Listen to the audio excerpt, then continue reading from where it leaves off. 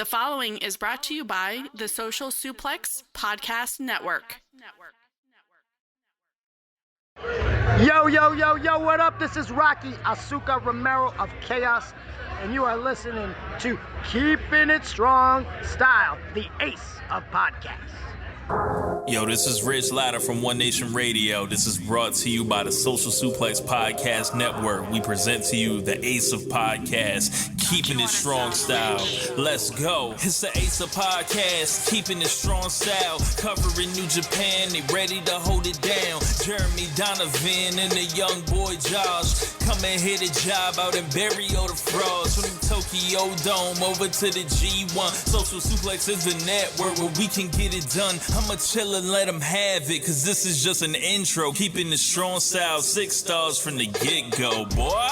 Yeah, from Tampa Bay to the Tokyo Dome, this is Keeping It Strong Style with your hosts, Jeremy Donovan and the young boy Joshua Smith. And thank you for listening. Welcome to Keeping It Strong Style, the ace of podcasts on the Social Suplex Podcast Network. Jeremy Donovan here with the young boy Josh Smith. On today's show, we're reviewing this past weekend's New Year's Golden Series shows and covering all its news in the world of New Japan Pro Wrestling. You can support our show by subscribing and following the Social Suplex Podcast Network or Keeping It Strong Style on the podcast app of your choice and leaving a rating and review. You can also get all the podcasts over at socialsuplex.com. Check out our Pro Wrestling Tees store or ProWrestlingTees.com/socialsuplex. That's where you can get your official Keeping It Strong Style t-shirt. If you enjoy this podcast, please consider making a one-time or monthly donation by visiting socialsuplex.com/donate and clicking on the donate button under the Keeping It Strong Style logo. This episode is brought to you by the NJPW EXT, the only browser extension for NJPWWorld.com, with features like dark mode, improved translations and layouts, custom and share playlists, synchronized viewing parties, and much, much more. It takes NJPW World to the next level. You can visit njpwext.us today for details. Young boy, happy day after Valentine's Day. How you doing, man? I mean, when you're covering a product that's as hot as NJPW is right now, you know, the Golden Series just on fire, how could you be anything but stupendous? I don't know, man. The product is great. These shows have been wonderful. I mean, it's been great. Yeah, I don't know if I share your enthusiasm for the show right now, but you know, I'm glad to be on the air with you again, I suppose. Did you have a good Valentine's Day? Yeah, oh my God, I don't even want to get into that. Listen, okay, so here's the deal. Why are you laughing? I don't know. It's your response. Pop me. Yeah, bro. Okay, so listen. So my girlfriend was like, you know, let's get some hot chicken, you know. Well, first she was like, let's see that movie Mary, because with Jennifer Lopez, like, we have AMC A-List. We go to the movies all the time. We've been seeing the trailer for it, and not always, but every now and again, we'll go and watch a terrible movie that we know is terrible just for the sake of laughing at it. You know what I mean? Yeah. She was like, let's go see that Marry Me movie with Jennifer Lopez that looks, you know, horrendous. And I didn't want to. And instead, luckily for us, we are Peacock subscribers, and we were blessed this past weekend to be able to screen Marry Me from the comfort of, you know, the home. So, we watched that movie, and let me tell you, it is god-awful. I mean, it's really, really, really, really bad. So I was glad we didn't go see that. Instead, she was like, you know what? Let's have a night in. We'll watch her favorite film, which is The Room. Have you ever seen The Room, Jeremy? I have not.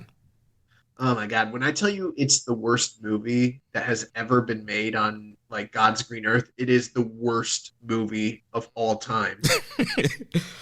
That being said, it is one of the greatest movies of all time. Like, literally, it's an unintentional comedy. Everything that happens in it makes zero sense. Like, have you ever seen The Disaster Artist?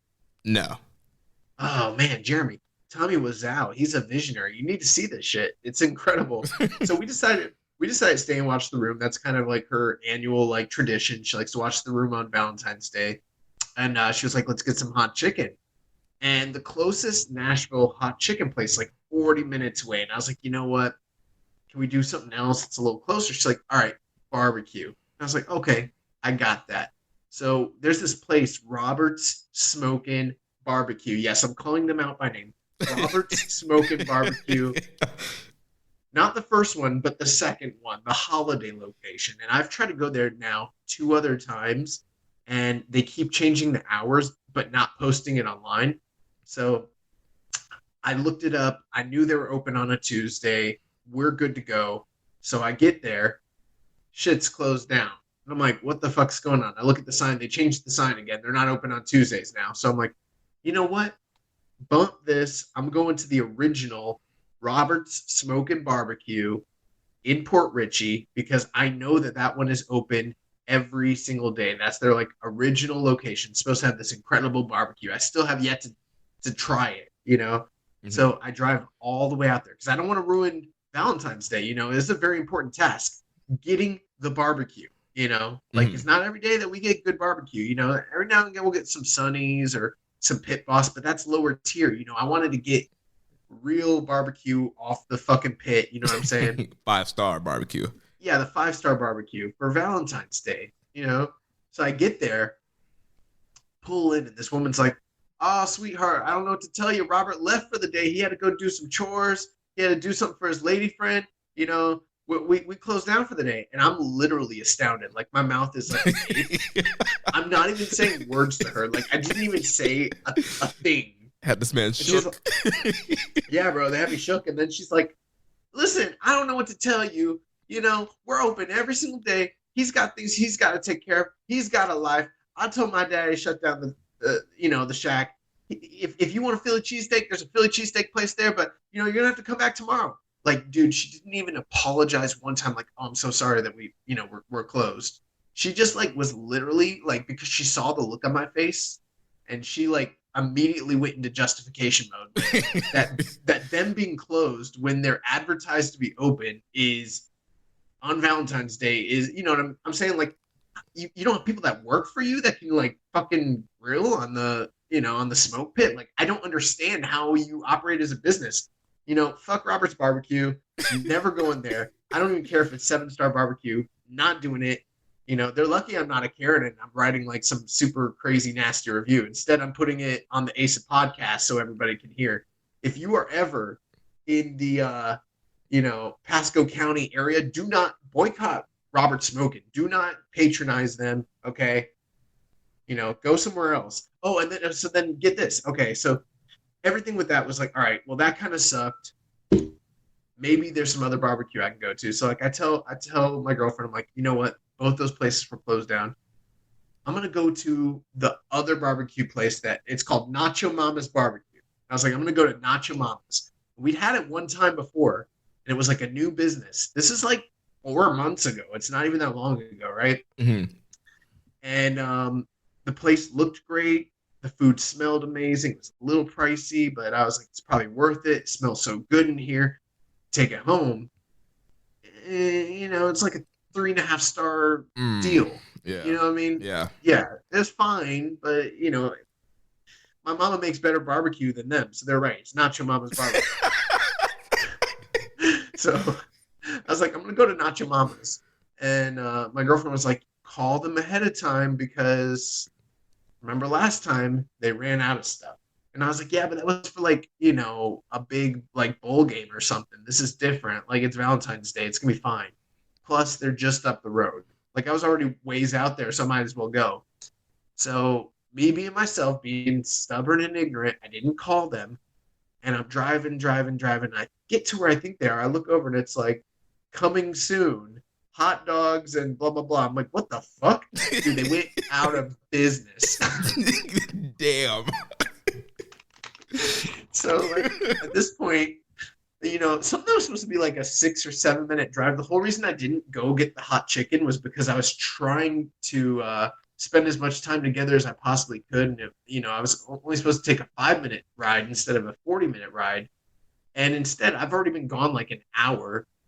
So then I tell her, like, I'm like, yo, that place shut down. She's like, you didn't call? I was like, no, I was right up the road, And I'm getting like really frustrated. And then she's like, you can just get Aussie Grill. And I was like, are you sure? Like, it's Valentine's Day. Like, and she's like, I like Aussie Grill. Just get Aussie Grill. And I was like, all right. So we had Aussie Grill. We still had a great night, but I was trying to make it special, and I feel like I failed. I really do.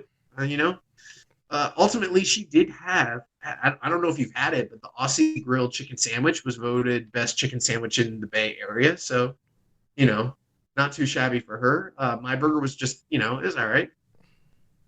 3.75. It's fine. Man, and then we watched The Room. That is quite the adventure, man. That's like my life, though. Shit just be happening to me. You know what I'm saying? Yeah. All the time, and a lot of it's my fault. Like I get like I'm like that dude. Like the door says like pull, and I'm like pushing really hard against it, and I don't understand why it's not opening. Like that's me. So. How was your Valentine's Day, man? Well, mine was fine. So the whole thing with my girlfriend is she actually hates Valentine's Day. And, she thinks it's a corporate gimmick that it's just used to work people into, buying cards and candies just on this one specific day. Right. And, for her. Exactly.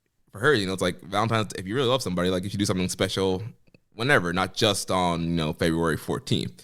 Man, fuck all that noise. You know what you need to do?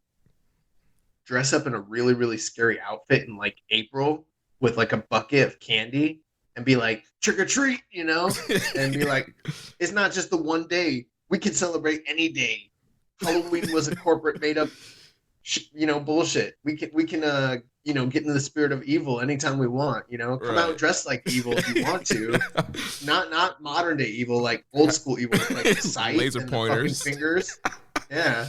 But yeah, so I just went over to her house with her parents. Her dad grilled up some steaks. Just had a nice dinner with them. Didn't have to worry about any gifts. Last year I tested her to make sure this, she wasn't trying to pull like a rib on me. Like, yeah, like they tell you that they don't like it, and then you don't get them anything, and then they're like, "Oh, you didn't get me anything? This is how much you care." And it's like, dude, you said. Right. So last year I got her something, and she was like, "Why'd you get me something? I told you how I feel about Valentine's Day." And I was like, "Oh, just felt like I had to get you something." Here's the thing. That's not a bad tactic to take. I don't totally disagree with you, but you know what? You know how they say like the gift of giving is the greatest gift of all? Yeah. I don't believe that. It has to be reciprocal. You have to get something as well. If I'm just giving a gift and not getting one back, especially on a holiday, like not a birthday, obviously, but if it's like one of those holidays where we're both giving gifts, if only I give the gift to test them and they don't give one back, I will feel like I'll feel salty in some kind of way about the whole thing. I swear to God. Well, she did end up getting me something. She's like, well, I didn't get you anything. Now I have to get you something. So she did end up getting me something. So this year, like ahead of time, she called. She's like, "You're not getting me anything for Valentine's Day, right?" I'm like, "Yeah, I'm not getting you anything." So didn't have. That's like it's like when you do a job to somebody and then they owe you a favor down the line. Oh man. But yeah, so and there's probably people listening right now being like, "Why are you guys still talking about you guys and not New Japan?" Let me make things very abundantly clear. This show is not a New Japan podcast. I know you thought it was. This is the Josh and Jeremy show, okay? New Japan is very much a secondary act to us. They are like young lions taking, getting the piss beat out of them. We're Okada, okay? We're Naito. That's us. The show has always been about us secretly. People didn't realize, It only took 220 episodes for us to finally reveal that secret. We're the elite. New Japan is Cody, okay? Oh man, we do have some questions about that later on. I mean, and here's the great thing about it. We, oftentimes we try to keep everything New Japan centric, but we're not the Fed. We don't have to pretend like other shit going on in wrestling isn't actually happening. And we can definitely talk about Cody Rhodes when the time comes, if you want to on the show. We haven't even, we didn't have a production meeting, so I don't even know what's on the rundown, to be honest with you. We're just kind of riffing here. riffing. It's gonna be a box of surprises then. Let's turn into talk about some New Japan stuff now, so people don't completely tune out here. So first thing that popped up on the Twitter today, there's a Twitter user named Girod Reedy. He translated a article that came out from Japan, and the gist of it is they are planning on eliminating quarantining entirely for returning travelers who have 3 shots of vaccinations, depending on where they're coming back from, in the latest step by the Kishida administration to loosen the border policy. Kishida is reported to give a press conference on Thursday, so we could be getting some kind of border update on Thursday, some lessening of restrictions. As long as you've been vaccinated and boosted, you can come in the country, I guess, depending on which country you're coming from. So that could potentially open up a lot of doors. We had a question here from Rambo and Slam Pig. Does the rumor lifting of restrictions for vaccinated travelers mean we might see some of the strong talent or others as soon as the New Japan Cup, or is that unrealistic? Well, I'll tell you this. Whoever doesn't show up, that tells us that they're anti-vax. And everyone that does show up, we know that they're with the shit. You know what I'm saying? Yeah. No, I'm just playing. Actually, my understanding, after speaking to colleagues that are in the industry, you can't work in LA or for New Japan unless you are fully vaxxed. And by that definition, I do mean boosted as well. That's my understanding last time I heard about it. Remember they were having those tryouts recently with Rocky? Yeah. Yeah, I spoke with individuals that were interested in attending. That's kind of what was communicated to them, you know. So, yeah, pretty much anybody that you see working, my understanding anyways, is that they have to be like boosted and vaxxed at this point, essentially. Gotcha. So it seems like, yeah, because, you know, most everybody then from Strong, who's been working these Strong tapings, should be fair game. Eligible. Yeah. Yeah. Now, I wouldn't get that 3rd shot. That's how they get you. But no, I'm just playing. But yeah, I mean, I think it does mean we could see some of the Strong talent. You know, this past week, Rocky Romero was on Wrestling Observer Live, and during the conversation with him and Brian Alvarez and Mike Sempervive, they discussed the contract situation for workers who are working with Strong, and they kind of said that there's a mix of different things going on. There's people that are actually contracted to deals with New Japan proper, and then there's some guys that are just contracted for New Japan Strong. And then there's other individuals that are like freelancers or partnered with other companies. And so there's like a big mix of different guys. We've kind of already know, I don't know, I guess speculated that this was the case all along, but never had any true official, you know, authoritative like word on it. And I think that also might kind of give us a little bit of a clue of what kind of guys we might expect to see showing up in Japan. I'm not saying that they couldn't all potentially, but I'm sure like those individuals that are contracted to New Japan proper that are working on there are much more likely to potentially show up as opposed to say like you know, I don't know, like a Wheeler Yuta guy that's probably a freelancer, you know. Right, and Rocky did say in that interview that, you know, pretty much the guys that you see that are getting pushed on Strong are more likely the guys that do have the New Japan of America contract. So that would, you would assume, be the champion, Philly Tom Lawler, Fred Rosser, maybe Chris Leo Dickinson, maybe Leo Rush. So guys like that would be under the New Japan of America deal. So you would think those guys would probably be the first ones to come over to Japan. Now, I don't know if New Japan Cup is too soon, because not only is the border been the problem, but the visas have been the problem. So the borders can open up, but if these guys don't have work visas or can't get work visas in time for the New Japan Cup, I don't know if that's going to work out. Highly unlikely. I mean, I'm sure that process is a pretty arduous one to be, you know, just in general. So I wouldn't expect anybody outside of people that already have work visas to be showing up anytime in the near future. Right, unless the visa process has kind of been in the works and they've been just waiting for the boards to open up to get approved. So if that's the case, maybe. But like you said, it's probably unlikely. We're probably going to have to wait more towards maybe Dominion, maybe G1. We can get some of these guys in, so we'll see what happens there. Well, let's move on. Big news this past week.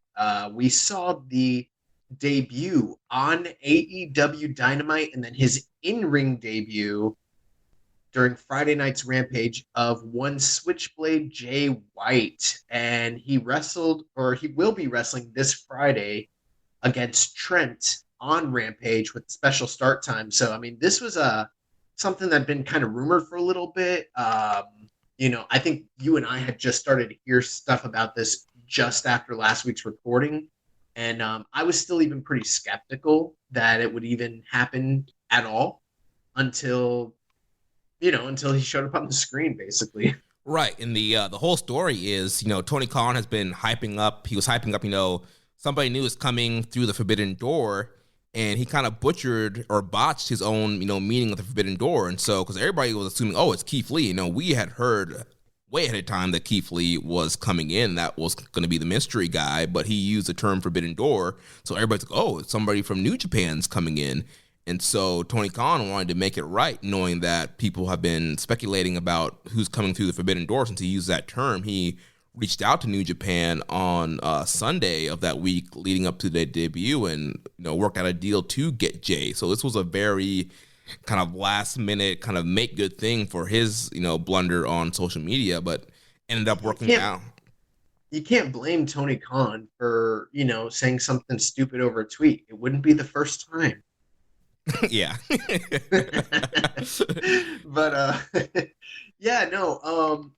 and one thing I want to say, okay, very, very rare. We're not the podcast that gets scoops or breaks news. There's probably one other time that we had a definite surefire, not surefire, but we were told was a surefire scoop.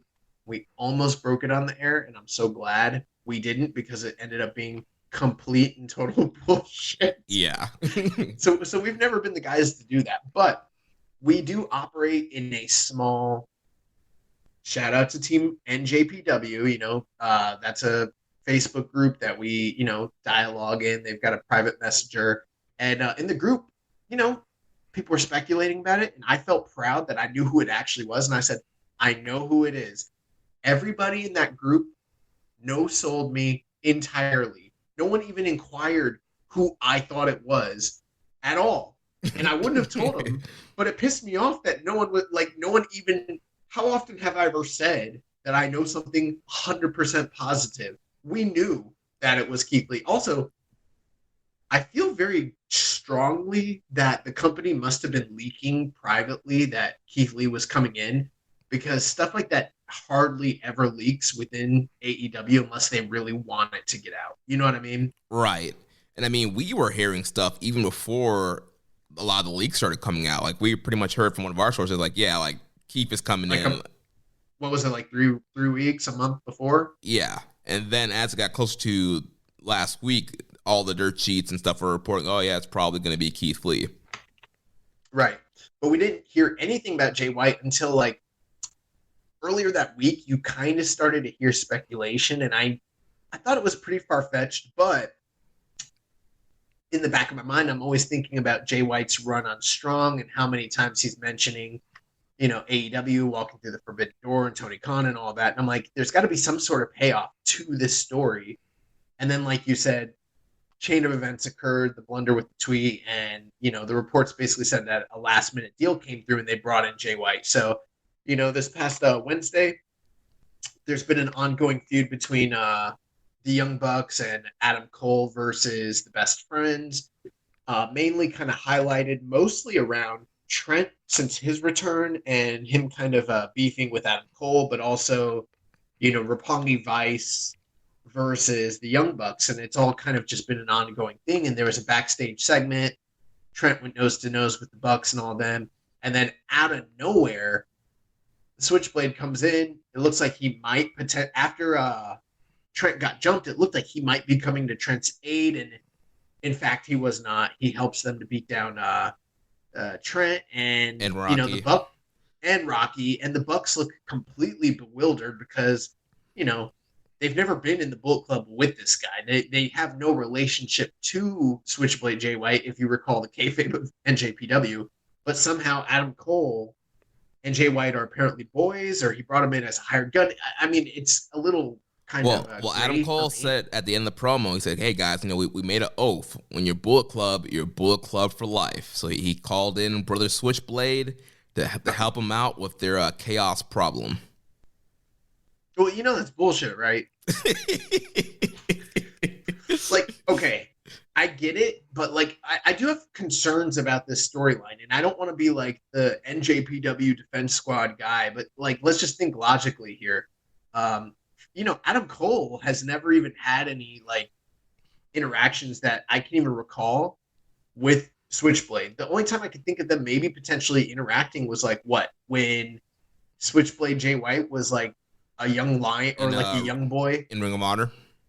Yeah, remember he was like, I think he was like a mentee to Motor City Machine Guns. Didn't he like work under them for a while? Yeah, there was him and somebody else that were like kind of like the mentees of Sabin and Shelley.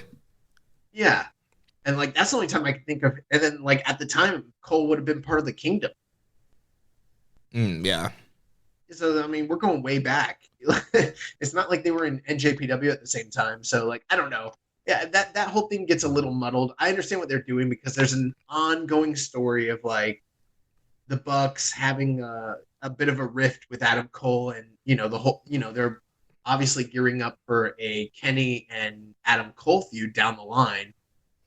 But my whole thing with Switchblade is like the way they chose to use him. It's a little bit kind of like I don't know, because if you recall, last year Kenta came in, and it was very clear that Kenta was not boys with the Elite. He was not cool with with the Good Brothers. He was not cool with Kenny Omega or any of those guys. Like he came in for his beef with Jon Moxley, and they tried to play up the Bullet Club angle.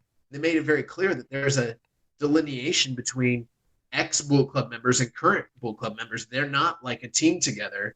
And if this was to be believed, quote unquote, that there's some sort of a brotherhood between all these guys, at this point, it kind of flies in the face of what they've already established previously.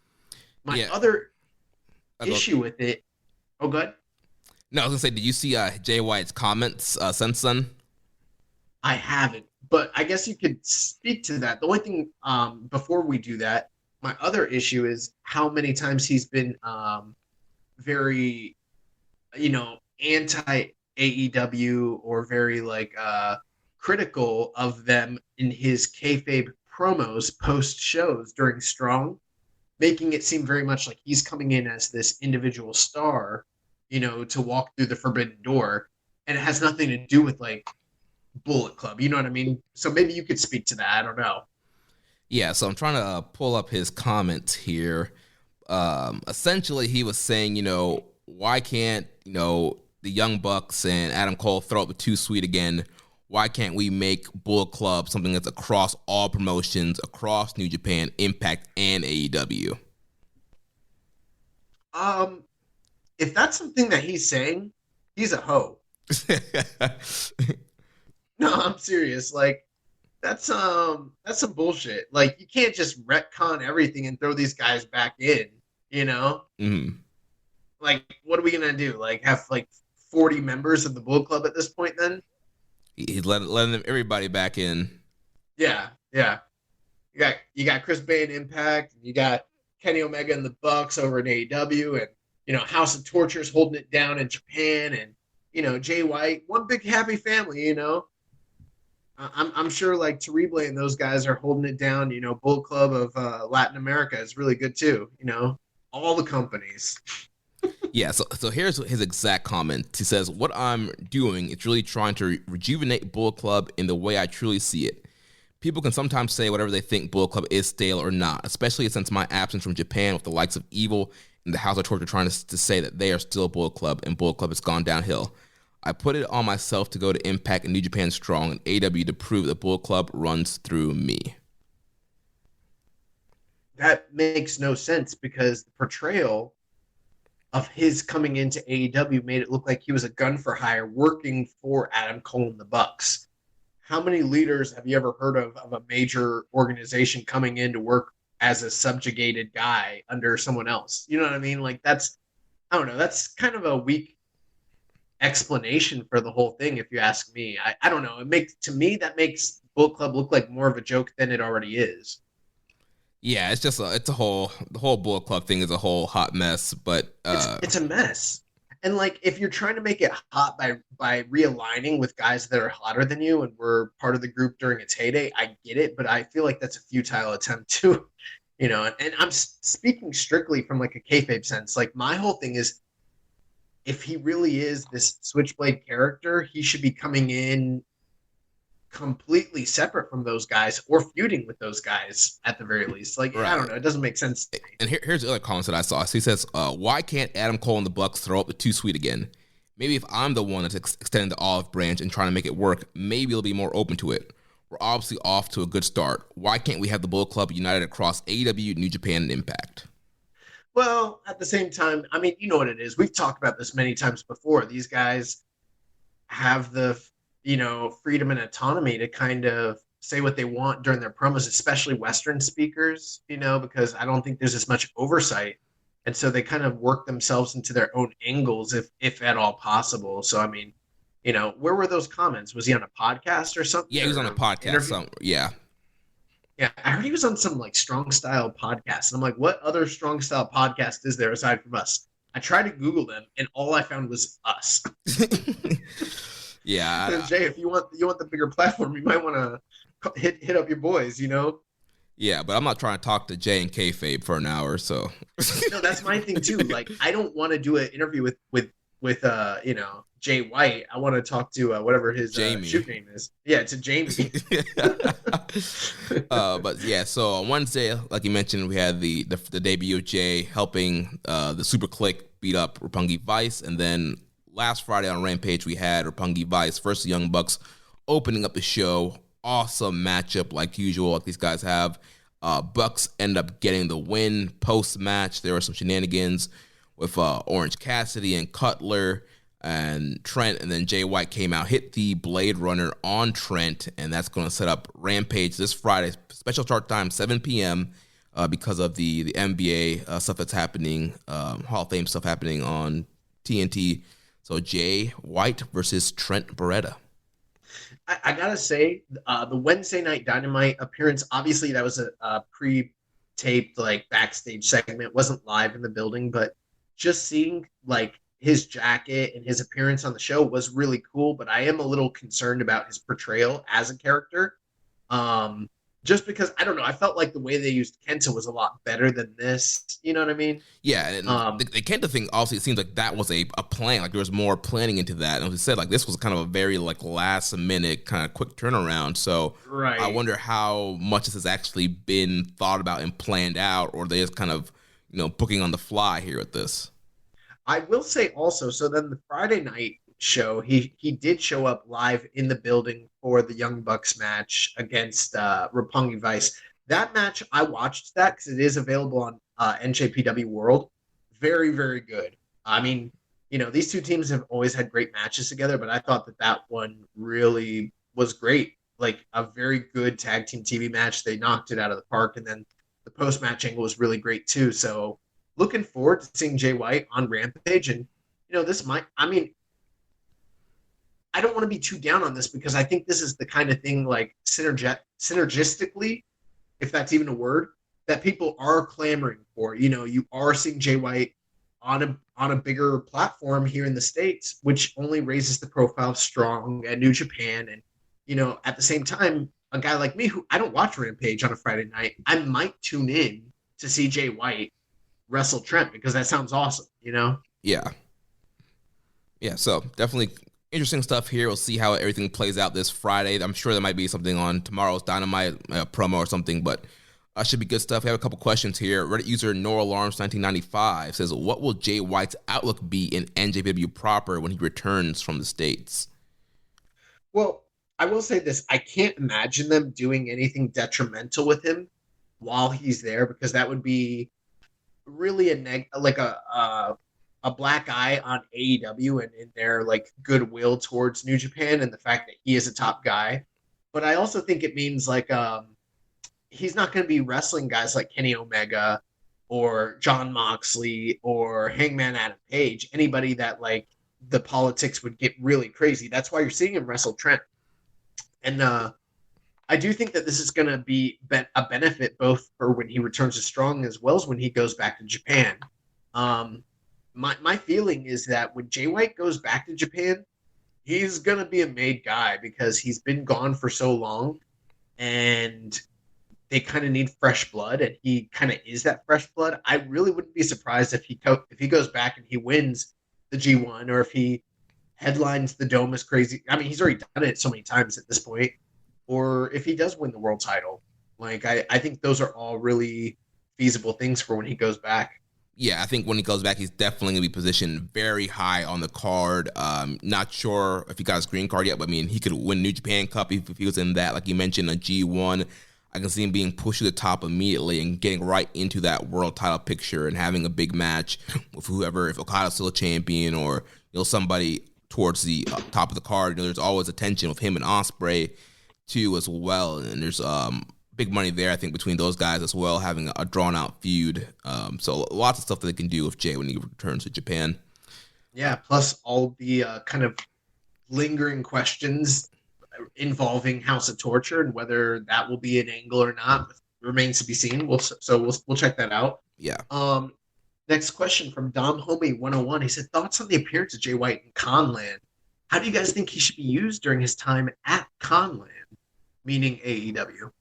Yeah, I mean, like we said, I like the appearances. I thought it was a great way to, you know, compliment what he's been doing on Strong with the US of J Open Challenge and using the Forbidden Door and kind of playing on this Bullet Club storyline. It's something that people still want, even though Bullet Club's been going on for so long. Bullet Club, you know, part of its roots is with AEW and with All In and the Bucks and Kenny and all that. And so I do think it's a great way to kind of pique interest. And, you know, there's a lot of people, a lot of AEW fans who probably haven't seen a lot of Jay White. So it's that a lot of people kind of jumped ship once the Elite went to AEW. So it's kind of getting a fresh set of eyes on Jay White. And as far as how he should be used, I mean, definitely use Strong. You know, he's going to have a highlight match here for great worker in Trent. You know, getting some wins like that. And then who knows, potentially, I think the big money is to lead to a Kenny Omega match, but I'm not sure when or how that will happen. Yeah, I mean, that kind of remains to be seen as well. It depends on what the end goal is. I mean, there's a lot of people that want to see these two companies come together and do some sort of, you know, big show, whether it be in the States or in Japan or maybe across both continents. You know, who knows? And if that could be the case, that would be really awesome. But, you know, there's a lot of politics that come into play when you're talking about tip-top guys like a Jay White, like a Kenny Omega, or Bryan Danielson, or whoever. You know what I mean? And I had a conversation about this recently with Rich Latta, and I kind of said to him, I was like, you know, there's only a few ways I could see it going. I really couldn't see either company agreeing to let certain major stars like a Jay White take a pinfall loss, or Kenny Omega, vice versa, unless there are certain sort of promises and assurances made by each company, whether that be a series of matches between top guys, you know, across companies, trading wins back and forth. That's something that's feasible. I could also see a situation where maybe, like, just to give an example, what if Jay White were to beat Kenny Omega only to set up a title shot where he loses to Hangman Adam Page? You know what I mean? So you're sacrificing the one guy to establish a guy that's even higher up, or vice versa. You know, you could see an AEW guy, like, let's say Bryan Danielson beats Jay White only to lose to Okada for the title. Does that make sense? Yeah. I could see those types of things playing out. Or, like we kind of speculated a second ago, what if they did like a super card and you have different guys trading wins on that card? So, you know, maybe it is a one-off for the night anyways, and, you know, you have different top guys beating each other. So, even if Jay White were to lose on that card, he's not going to get the win back. It's made up for because Naito is going to beat one of their guys later in the night, and they go 50-50 on the card. So those are all things I could see as being potentials, but, with the idea that both these companies have their own agendas and interests and how protective they are with their booking on both sides when it comes to their top guys, especially when it comes to cross-promotional. We just saw what happened with New Japan and Noah. And, you look at the use of a lot of the AEW guys when they're in PWG or, in Game Changer or Impact, they don't lose. Right. So all these companies are very protective of their stars, and I think that that's the biggest hurdle, and that would be something to really kind of consider and be realistic about when it comes to Jay White working in AEW. Him wrestling other guys that are lower on the card, like we've already seen during Strong, like a Trent Beretta or like a Christopher Daniels, he can win those matches all day, and I feel like for the time being, that's what we're going to see. Is my biggest concern, though, when it comes to Jay White and AEW is that their kayfabe doesn't conflict with the ongoing kayfabe in Strong and in New Japan proper. You don't want to misrepresent a character and have them be like a totally different entity company to company. There needs to be some sort of cohesiveness and story for that character across companies. We saw something like this recently, if you recall, when Kenny Omega was working Impact.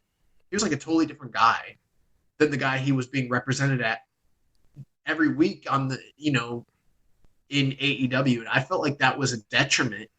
I felt like it would have been more beneficial to have him kind of presented in a similar manner show to show, and I don't want to see like Jay White show up here and him get a different creative direction than he's getting on Impact or than he's getting on Strong, or the promos that he's cutting post-show on Strong, because that might be a detriment to Strong. Right, and it's probably going to be hard because, Strong is taped ahead of time, and we've seen this already when AEW has worked with New Japan on this kind of stuff with Suzuki, Archer, and Kingston and Moxley. There was that promo at the end of Strong that was setting up a match that already happened. So stuff like that's probably going to happen because, Jay's been doing this US of J stuff and calling out people from AEW. This coming up weekend on Strong, they're finally going to air the match that he has against somebody from AEW that's coming in. So he's doing these promos. So hopefully, there will be some kind of continuity. I know Rocky's kind of like the main liaison there. And hopefully he can kind of try to help keep things straight here. Because US of J has probably been a big storyline for Jay on Strong. Well, it's pretty simple, Jeremy. Like any beautiful and successful relationship, communication is key. Yeah. So before we move on to talk about Golden Series, breaking news just came in here from New Japan of America. They hired Cody. Oh, shit. No. I knew it. Better. Minoru Suzuki is coming back to the U.S. He will be in Dallas April 1st for the Lone Star Shootout for WrestleCon weekend, and then he will be at the Windy City Riot on April 16th. Oh, man. I hope I can be there. Yeah. We got to talk. I might not be able to make Windy City, but I will be in Dallas. Wait, you're not gonna make Windy City? Because that's the only one I could maybe make. But I just booked tickets for a different personal trip the week after that. So like it would be difficult for me to make that trip. But there's a part of me that's like, damn, I really want to go. But you're not. You can't go. Yeah, we can talk about it later. Ah, fuck. All right. Well, anyways, I'm so glad that Suzuki's showing up in April and not in March here in St. Pete. That's great. not like I'd love to see him, wrestle in the Coliseum or anything. Gotta be in that New Japan Cup, man. Bro, this Coliseum show's not. I mean, we've had some announcements, but no domestic guys. That's not great. Let it play out, man. Let it play out. All right. That's what the Cody fans were saying. Well, let's talk about Golden Series. Yeah, so we had a couple shows here. So on February 11th, we had a Golden Series show opened up with Tomoyuka Hanma defeating Rihoi Oiwa in the pre-show opener match, 7 minutes and 2 seconds. One quick thought: Hanma looked awful. I mean, he's looked great in recent times, but this was mechanically one of the roughest I've seen him look. It almost looked like when he first came back post injury. I was very worried for Oiwa's safety. Yeah, he looked very stiff. Not sure what the deal was, but it didn't look like he was looking in recent outings. But he did get the submission victory, got the Boston Crab on Oiwa post-match. Oiwa slapped away a handshake from Hanma. So I'm sure maybe we'll see a little rivalry here of Oiwa trying to beat Hanma. A lion not agreeing to show respect? Wow, that never happens. It's crazy. So after that, we had Doki and Yoshinobu Kanamaru defeating the LIJ team of Bushi and Hiromu Takahashi. So, good little tag match here. Not really a lot coming out of it. Just kind of surprising to see that Bushi and Hiromu got the loss here. Kanamaru rolled up Bushi. I'm not surprised. Suzuki-gun's the more established junior team. This junior tag team division is just, they're firing in all cylinders right now. Totally rejuvenated. It's crazy. But no, in all seriousness, Bushi and Hiromu have had some measure of success in the past, but I don't feel like they, are out there beating the world or anything like that. It's been a while since they really were a notable junior tag team anyway. So, yeah. So yeah, just gotta see that Doki was on the winning side there. Well, Doki rules. I'm not surprised. So next we had the Chaos team of Goto and Ishii, and they were teaming with Tenzan. Yoshihashi was still out due to the COVID protocol, and they defeated the House of Torture team of Dick Togo, Evil, and Yujiro Takahashi, 8 minutes and 35 seconds. Obviously, the focus here on the Lumberjack match that would come in a couple days on Sunday between Evil and Ishii. And also building the tag match that's coming up this coming weekend. Yep. House of Torture versus Chaos. It's the feud that will never end. Yeah, I mean, it was what you expect. Ishii towards the end, he gets a hold of Dick Togo, hits him with the sliding lariat, and gets the win for the team. So moving on to the next match, we have Taguchi, Togi Makabe, and Toriyano defeating Suzuki, Taichi, and Taka Michinoku. And this is all about the upcoming KOPW match with Yano and Suzuki. Again, kind of by the numbers match here. After the match, Suzuki handcuffed Yano, and he locked Taguchi in the dog cage. So kind of using both the steps, but we do know now that the fans have voted for the dog cage match. So Suzuki and Yano will be the dog cage match stipulation. Yep. This is going to be so good. Post-match, there was a pretty funny interview segment during the post-match comments where Taguchi, because if you noticed, when he was put in that dog kennel, they wheeled him to the back of the dog kennel, and then they conducted the interview with him still in the dog kennel, talking to Togi Makabe and Toriyano. So that was pretty comical, but other than that, not much here. I mean, a match with Togi Makabe who can't take bumps, and Yano and Taguchi in a dog kennel, and with Suzuki-gun, mucking it up. I mean, this is all DDT-ism. I don't know. Yeah. I want to say sure this probably appealed to some people, not me. And I wouldn't say Makabe can't take bumps. He just doesn't want to take bumps. I think his bump cards fill out for this month after that Last of the Dragon he took earlier in the tour. That was the one big bump for the tour, and he's done. Oh, absolutely. So next we had our first singles match on the card. The Great Okan defeating my man Satoshi Kojima, 11 minutes and 1 second. This was fine. A couple allusions on the commentary, speaking back to the feud that Tenkoji had just a year ago with United Empire. We didn't see as many interactions between Okan and Kojima during that period, but this kind of felt almost like a spiritual successor to that. But Okan's out there throwing his Mongolian chops, and they're talking about how, he won those from Tenzan. But, this is kind of just the Great Okan rehabilitation tour. He's started with the Lions. You know how we always joke about, like, when you lose a big title match, you have to start back at the bottom and beat the Brooklyn Brawler. Yeah. Well, they really did that with Okan. They had him go through all the Lions. Now he's going through the old heads. Pretty soon he's going to be ready for this New Japan Cup. You know what? Who knows? They might be building him up to like actually have a pretty serious run in that New Japan Cup, honestly. Yeah, definitely. I think so. And, this is a story they've been telling. He was wrestling the Lions. He didn't come out with his special entrance, kind of frustrating. He's got down to business. And now, in a bigger match here against Kojima, came out with the full entrance and definitely looked at the focus. I really enjoyed this matchup. A lot of good back and forth. I really like the finish. They hit a double lariat James Boyd spot, but Kojima was the one that was kind of made his footing, and he was running in for one more lariat, and Okan caught him with the Eliminator, so getting the win there. Good stuff here from Okan and Kojima. Then the next matchup, we had LIJ, Sonata, Shingo, and Naito defeating the team of Hiroshi Tanahashi, Kazuchika Okada, and Yuji Nagata, building up the U.S. and World Heavyweight title matches.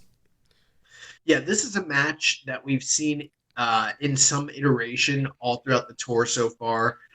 It always stands out to be a very good pairing. I mean, you look at the collection of talent that's in this six-man tag, but it is kind of a wash, rinse, repeat, same thing over and over again. The big stories essentially are Sonata and Tanahashi trying to outclass one another when it comes to, catch style wrestling. And then Naito's really focusing heavily on the knees of Okada, and he's doing everything that he can throughout the match and then post-match to kind of, create a target for himself on Okada and kind of injure him before their world title match later this month. And then Shingo's just kind of mowing down whatever guy that they're teamed up with. In this case, it was Nagata again. And in my opinion, the Shingo versus Friend interactions during these matches usually tend to actually be the true highlight of the six-man tags. And in my opinion, Nagata's the best guy to be paired up with the Mega Aces. And I mean, this is the Tri-Aces team, so it's my favorite one. And I thought it was good. 18 minutes, probably a little long for a match that we've seen so many times at this point. But this was one of the best matches on the show, easily. Yeah, definitely. Yeah, these guys, like you mentioned, always work hard. Like we mentioned, LIJ, no matter what combo, they always have these very good multi-man matchups towards the middle or towards the end of the card. So, yeah, good stuff here. Looking forward to those two title matches coming up this weekend. We did have a question from Dan Coffin. Do you think Shingo will ever get elevated back to the world title scene, or was his pandemic championship run an anomaly? Well, I don't want to count out Shingo Takagi any longer because, I was one of those, staunch and ardent voices that was saying he would never touch the title, and then within months he was the world champion. So, yeah, it's kind of hard to count out a guy with his talent. If anything, I think he proved to the company what he's capable of, and that goes a long way. But we've seen guys that the company knows they could count on throughout the years. A name that comes to mind, Minoru Suzuki, never touched the title, but he's challenged for the belt, headlined in major spots for years and years and years. That's probably, winding down now. But I wouldn't be surprised if Shingo was a title challenger again in the future, or even a champion. But do I think he could be the ace or the guy that the company crowns and really goes with for prolonged periods? I don't think that the company thinks that about him. I think that they see him as a proven commodity and a proven guy, but he's a B+ player in their opinion. That's the way I think of it. Yeah, I mean, I definitely think Shingo, already being established as champion now, will definitely be a title challenger. I could see him doing very well in New Japan Cup. He went to the finals last year and almost won. Fell short to Ospreay, so I could see him going to the finals again, potentially even winning the New Japan Cup to get a title shot. Because he's never won the cup, so that could be a move there. But I definitely think we'll see Shingo in the mix some point this year. Agreed. But One last thing about this match. I wish that they would do some sort of running narrative or story that was a little bit different match by match. If they're going to run the same match over and over and over again and televise it on these kind of like bigger cards, I understand that they're running for house shows and the different live audiences haven't necessarily seen it. But like for us watching at home, I enjoy when there is a, they break up the monotony, Right. Yeah, especially since we've been seeing this combination all throughout the tour. Right, exactly. So then moving on to the final few matches here, we had some singles matches, junior division spotlight here. So after this match, we had Tiger Mask defeating Gato 15 minutes and 20 seconds. Fine match. But I was going to say, surprisingly, I thought this was inoffensive considering who was involved in the match. I think Tiger Mask is, as a junior tag guy, as a champion, he seemed to be pretty motivated and revitalized and is working pretty hard. Obviously, there's a limitation to what these guys can achieve just based on their age and their athleticism, but I thought Gato was a pretty decent foil for Tiger Mask. They worked together for years and years, and I thought they had a pretty solid match. I don't want to overstate how good it was, but let me put it to you this way. I liked this match with Tiger Mask much better than the match he had the next show with El Phantasmo. Yeah. I mean, it was a fine match. It wasn't, like you mentioned, wasn't offensive at all. Told a story they were trying to tell. Gato was trying to use all the tricks in the book to pull one over on Tiger Mask and soften him up for the next night against Ishimori. He does do a ref bump, gets a low blow. Tiger Mask kicks out. Tiger Mask goes for a crucifix, but he transitions it into an armbar, gets Gato to tap out. You said Ishimori, you mean Phantasmo? Yeah, Phantasmo. One other thing, too, to put it in perspective, I thought this was vastly better than the match we're about to talk about, Show and Yo. So let's put that in perspective, Yeah. You see what I'm saying? Yeah, this next match, so yeah, Show defeats Yo, 22 minutes, 26 seconds. This match literally put me to sleep. Jeremy, I'm not going to lie. Literally, when you say literally put you to sleep, it literally put me to sleep as well. I try to watch it on a Saturday morning after I'd woken up early and had breakfast and gone out and done a few things, came home, put on the New Japan show, fell asleep during this match, dead asleep. Yeah, dude, I forgot when I was watching this, but yeah, put it on. I was awake through everything else, and then this. Actually, I think it was Saturday afternoon. So yeah, it was the middle of the day.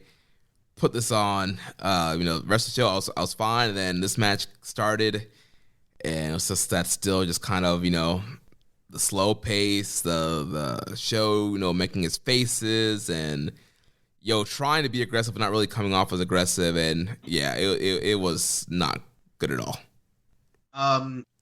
Let me put it to you this way. Shout out to Rich Latta. When the WWE Network first came out, right?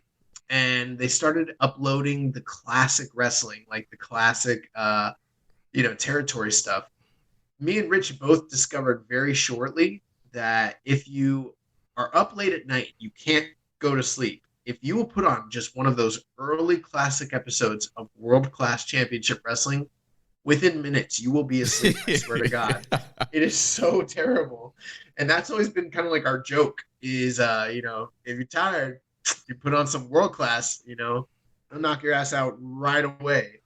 I think that Show and Yo from the Golden Series on February 10th, 2022 might be my new World Class Championship Wrestling. Anytime I just need to, catch a shut-eye, I'll put this match on and, it'll do the trick, No more need for any do-it-yourself, sleep aids. I think that this is actually something that doctors should prescribe to people that are dealing with with insomnia. Right. Yeah. No need for melatonin or any of that stuff. Just pop on, get a New Japan World subscription, pop on Yo vs. Show from this show, and man, you'll be sleeping like a baby. You don't need any more milk. You don't need a heating pad. You don't need melatonin. You don't need weed. Nothing like that. You put on Show and Yo. I promise you, you will be asleep, or your money back. Be the best sleep you've had in years. But okay. So here's the thing too: is like, okay, mechanically, the match was fine. I mean, there was less cheating and shenanigans and interference in this match than many of their previous outings. But they tried to start it quote unquote hot, but like the pace was just. Bro, it was just slow. Like, they're just plotting on the outside. There's a lot of people getting rammed into posts and rammed into barricades. And here's one thing I've noticed. When I did go back and rewatch this, how many big moves did these guys hit? And then they're both doubled down for a long period of time. Yeah, there was quite a few of them. Like, okay, I'm a big fan of selling. And I think that... there are times where you definitely need to hit a big move and then sell the effects of it afterwards, even if you're the guy giving it. But there are times where you need to be fired up in the middle of your shine or your comeback, and you do not need to be on the ground selling for 10 seconds after you hit a tope to the outside. You can sometimes do like the Kenny Omega or the like Will Ospreay and fire up and like let the crowd know like I'm a badass and I just, fucking fling myself at this dude and he's hurt and I'm not, because I fucking rule and he sucks. And Show and Yo don't do that shit. Like, they just, I don't know, man. It's so weird because these are the two guys. Here's how detrimental I think this whole program has been. And it's detrimental on two different fronts. Actually, maybe three. Number one, Show and Yo have been viewed for years and years and years as the future of the junior division. Like, the future. Like, the guys that were going to, succeed Will Ospreay and Hiromu and Ricochet and all those guys, Kushida and all that. It's going to be Show and Yo. And I feel like they're being miscast so poorly that it's actually hurting their ability to be the next guys. Yeah. Second front. The fact that we have waited for like 4 years for this to happen, and there's been so much dialogue and so much, analysis and so much hype and preparation and waiting and anticipation for Show versus Yo to finally happen. And then this is what they give us. This is their fourth outing since the split. None of the matches have been good. Nobody cares. It has literally lowered the stock of both guys drastically. And you shouldn't be having to repair two guys when they were both so hot before the split. Like, now I'm like, they should have never even fucking split Roppongi 3K. They should have just stayed together because they were in a better spot when they were still tag teaming than they are as singles guys right now. Like, they both fucking suck, dude. Show and Yo. They're not here to save the day. They're here to kill the show. Dude, it's horrible. The feud's been horrible. The matches have been horrible. You have Show out here trying to get heat with a crowd that can't boo. So you just have these awkward silences when he's trying to cheat. I'm over him pulling the ref and the ref bumps. Like, at what point can the ref just not call? Like, he should not be able to touch the ref multiple times in a match and there not be any kind of repercussions or anything. Makes the ref look stupid and just the credibility, the whole contest looks dumb when the referee is just being thrown around by Show. End of the match, we had a ref bump.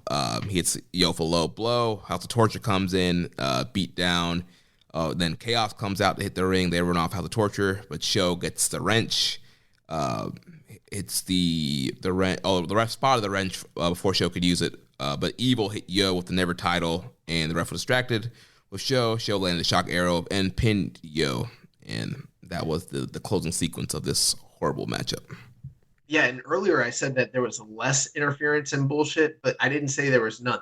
There was still all of that at the end. And that was like a downgrade from what we've seen in the past from this pairing. And even still, they couldn't get it. Even like between the ropes and just like when it was just the two of them, they couldn't get done. And then even with the extra, bullshit on top, like it all just sucked, man. Like there was a part of me that's like, oh, it's just evil bullshit. No, it's show bullshit too. And it's also Yo not living up to the hot, white meat babyface billing either. Yeah. And I think it's worse with Show overall than Evil, because I felt like Show had a higher ceiling than Evil ever had.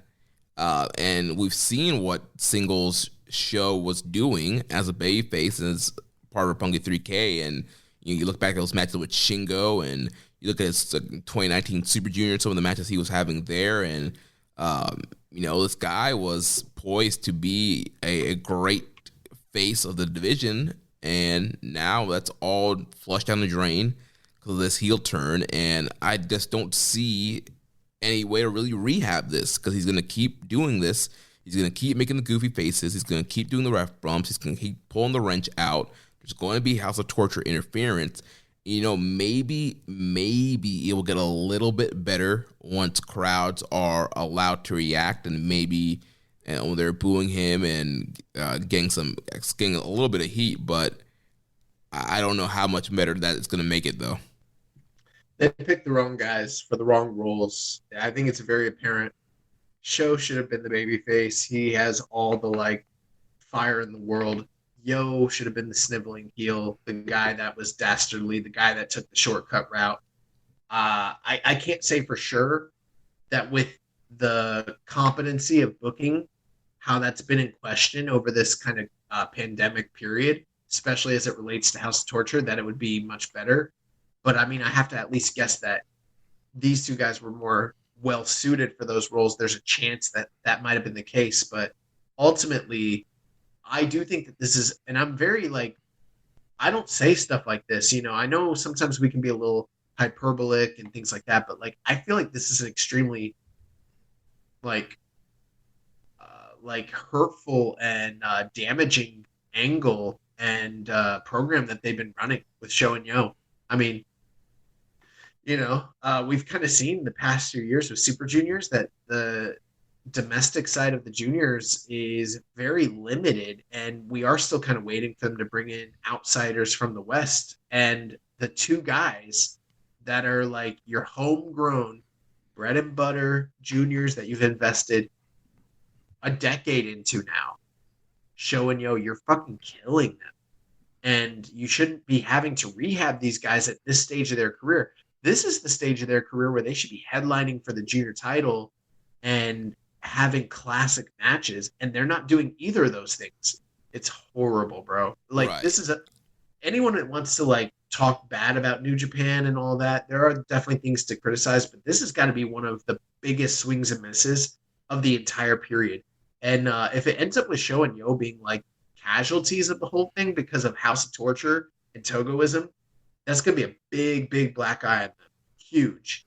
Right, especially we're in a time period now where they really should be building up juniors. With this pandemic, we, like you mentioned, we haven't been able to get our Ryu Lees or, ACH or Leo Rush or some of these guys that they would probably have brought over by now. You would think, all right, Hiromu and Despy are the two main guys that we've been kind of pushing the division with. We need to create some new guys and get some guys over to their level. Show and Yo, like you mentioned, all the time invested in them. They're the guys that, if you're going to do a split, all right, let's make both of these guys stars and create a new attraction for this division. Let's get some fresh guys who can challenge Hiromu for this junior title. But instead, they're just throw it away because of this feud. And I don't ever see these guys, at least in these roles, being junior main eventers, being a face of division. I have a hard time seeing either of these guys win the junior championship after this feud. Let me ask you this, and this is going to be I think I know the answer. I know it's a little bit of a leading question, but it's also a very honest question. Let's put the past aside, okay? Let's just focus on the Show and Yo that we've gotten since the split.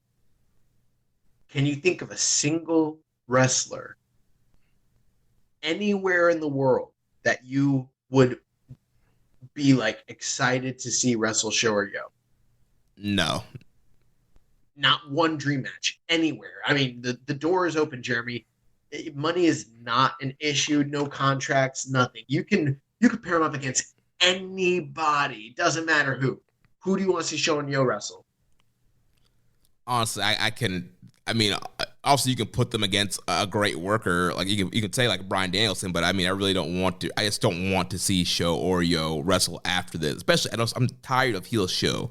I'm tired of the goofy faces, his wacky selling, the wrench. I'm over it, over all of it. Bro, what we're saying is there's no one in this company we want to see them wrestle, including each other, and there's nobody outside of this company we want to see them wrestle. That would not have been the case before this program. I rest my case. Yeah.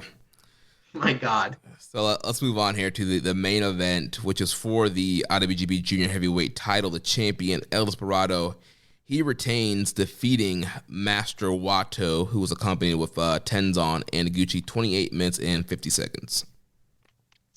So this was, I don't know. It's a little bit of a mixed bag because I don't want to talk down on Wato or Desperado, but I don't think that this was an unexpected result in terms of the overall perception of the match and the quality.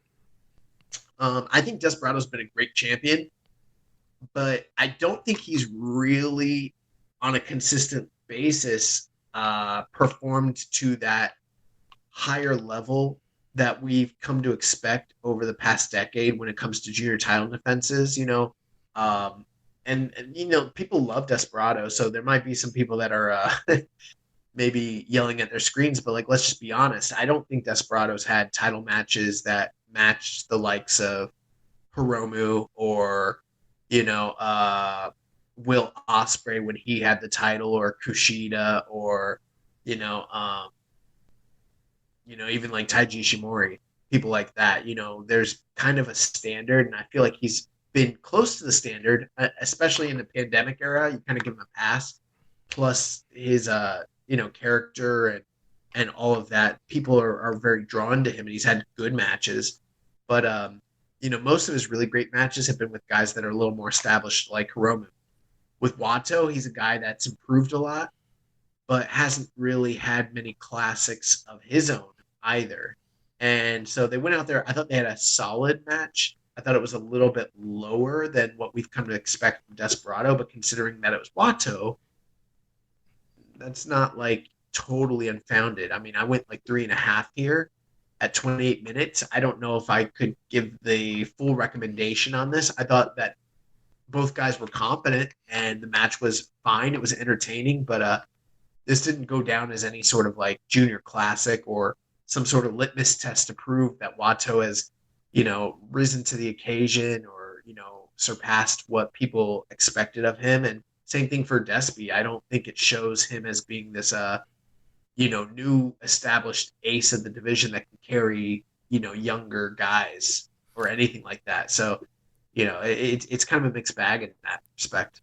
Yeah, very similar thoughts for the matchup for me as well. I also went 3.5 for this matchup. It was a very good match. It told a good story. Wato working over the head and kind of arms of Despy to set up his new submission hold that he tapped out Despy with at Wrestle Kingdom. Then Despy was working the legs, trying to set up Pinche Loco to get a submission victory there. And, good back and story, both working the body parts, and there was some high flying. And, I thought it was a, well-worked match. I don't think it was a main event worthy match for the junior title. Like, I feel like also, like you mentioned, we've seen better junior titles that have been put in a main event. Like, I could have seen maybe this match, it was like on a Dominion where it's like higher up, where it's like lower on the card, where it's like more towards the opening versus, being a main event on one of the kind of flagpoles of this tour. But it was a fine match. Except for the length. Yeah. And like you said, this match doesn't really prove that Wato is somebody you can go with as a potential guy. I mean, he looked fine. There's nothing to complain about. All the mechanics are fine. He looked good. All his high flying, all his submission work, I thought looked good. But it wasn't enough to be like, oh man, I think they should put the belt on Wato. Like you mentioned with Despy, it's almost he kind of falls into that that thing of like wrestling up to the level of the guy he's in there with. So if he's in there with with a Hiromu or a Ryu Lee or somebody like that, he's gonna go. He's gonna go all out, and he's gonna be crazy. He's gonna do his flips, and he's gonna be wilding out and having this epic junior matchup. And when he's in here with guys like Wato or Taguchi or some of these other guys, it's kind of like he's just kind of taking it easy.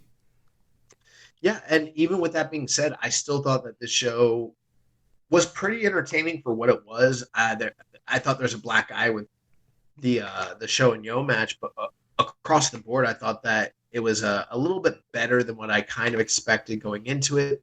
This match maybe disappointed me just slightly, but like you said, a very good match. And, Desperado's title reign continues. Wato goes back to the drawing board. I don't know what's next for him. We didn't get any questions about this match. I think that's very telling. We got one question here from Les Commission 7252. That should Desperado hold and defend the junior belt against wrestlers from other promotions through the course of 2022?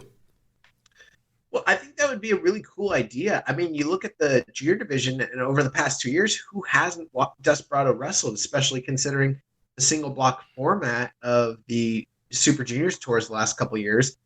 And, there's not much left for him to do, but, they kind of teased the whole thing with Strong Hearts. I wouldn't be opposed to him like doing a Strong Hearts feud, kind of similar to what we saw with who's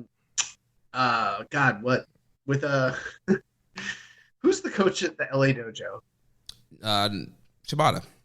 Yeah, why do I forget names? Yeah, when Shibata had the third generation dad's feud a few years back, that was kind of cool. And like, what if we saw him like wrestle El Lindemann and T-Hawk and Seema and all that? That would be really cool if something like that could be worked out. And maybe he goes through two of those guys, drops the belt to one of them, has to redeem himself. That could like easily eat up like 3 or 4 months of, maybe more, like 5 months of junior division title. And I think that that'd be a cool thing to do, to where you could also in the background be heating up a Robbie Eagles or a Hiromu or whoever, so that you want to go in a different direction come Dominion time or something like that. But who knows what New Japan's really trying to do when it comes to the quote unquote domestic Forbidden Door. I don't know. Right. I mean, that would be the most intriguing thing to do. Have him, face a Strong Heart or face some guys from other promotions. Just something fresh. Get some fresh challengers. And like we mentioned, they've kind of crapped the bed with Show and Yo. Like, I don't want to see either of those guys challenge Despy. And we've seen Despy Hiromu. We've seen Despy in ELP. We've seen Despy in Ishimori. Like, we've seen Despy in Eagles. Like, he's faced everybody already. And obviously there are some people who beat him in the Super Juniors that he could defend against, but I think to kind of shake some things up and get some fresh defenses, I think the most intriguing thing would be, bring in, T-Hawk and Lindemann and Shima, face those guys, bring in some guys from Noah and have them challenge and just have them kind of do something new and fresh while you're kind of rehabbing the division and rebuilding some guys. Yeah, I agree. So then we'll move on now to the Golden Series shows that happened on Sunday, February 13th. We had a pre-show match that opened up with Tenkoji teaming with Oiwa. They defeated the team of Fujita, Honma, and Nagata 11 minutes and 7 seconds. Tenzan getting the Boston Crab victory over Fujita. Yeah. So this means that Oiwa's in the W column? Yeah. Like for the first time ever, I think. Yeah, I think so. Yeah, so history was made. This at 11 minutes, a little bit longer than I expected for a pre-show match, but it was very entertaining. The dads looked a little bit rougher than I kind of anticipated, kind of going back to the Hanma thing, and even Tenkoji, both guys at Tenkoji weren't looking their best. The only guy that like looked fresh of the dads was like maybe Nagata for some reason, even though he got his ass beat the night before. But fun match. Yeah, fun opener for the show. Then on the main card, we open up with the Chaos Trio of Goto, Yo, and Yoshihashi defeating the House of Torture team of Dick Togo, Sho, and Yujiro. 9 minutes, 49 seconds. Pretty quick match up here. Didn't have a lot of time to get all their shenanigans in. There's a little bit, but towards the end here, there was some miscommunication between the House of Torture, which allowed Yo to get the win on Togo with a bridge. Yeah, and it looked like they actually messed up the bridging pin because they started to do it with Dick Togo the first time, and then I think Dick Togo rolled all the way through the pin, and Yo kind of had to redo it. So a little bit of a miscommunication there. And again, I'm gonna just say this: I think with all House of Torture matches at this point, I've become so desensitized and uninterested that whole thing about falling asleep. I think you can pretty much just apply that to any House of Torture match at this point for the most part. Like, if you're tired, put one of these joints on, you will be asleep, or you'll be on your phone paying attention to something that's more interesting. Yeah, let's call them the House of Sleep. Oh my God, the House of Slumber. So next match, Great Okan. He defeats Togi Makabe, 7 minutes and 15 seconds. I mean, the only thing I could really say about this was it was an undercard singles match. We've already talked about how we're going to see that with Great Okan on this tour due to Jeff Cobb being out, but pretty basic match designed to put Great Okan over. That's exactly what it needed to be. That's exactly what it was. Wouldn't call it a classic, but 7 minutes, he hits the Eliminator on Togi Makabe, and we're off to the races. Yeah, fine matchup here. Makabe had to do the big bump here for the Eliminator. I'm just more curious to see what's going to happen with Okan going forward. But I am glad that I do want Cobb to get better, but I'm glad that Okan has been able to get these singles matches. Something tells me that had Cobb been healthy and they were doing the tag matches, we probably would have seen some sort of rehab job where Okan was the guy getting all the pinfalls during those matches. Right, yeah. At least that's just knowing the way that Gato books, that just feels like what they probably would have done. And they were just like, you know what? Nothing really changes. We don't have any tag members from the tag with, but let's just go ahead with that whole story and let's do it as singles. Yeah. So after that, we had the LIJ team of Bushi, Hiromu, and Shingo. They defeated the Suzuki team of Doki, Taichi, and Yoshinobu Kanamaru. 10 minutes and 18 seconds. Yeah, it was an LIJ six-man tag match, so it was good. Especially considering, working with Doki, Taichi, and Kanamaru. I mean, this couldn't be anything but good. 10 minutes, pretty standard. The one thing is, we had that question about Shingo earlier, and nothing in this match really stood out to me as feeling like, he's anywhere going to be close to title contention anytime soon. Maybe they do just have him on the back burner, but, he did hit Doki with the pumping bomber and, got the big win, but, this is just kind of like a middling, whatever, fill the card match. There's no feuds. There's no greater narrative.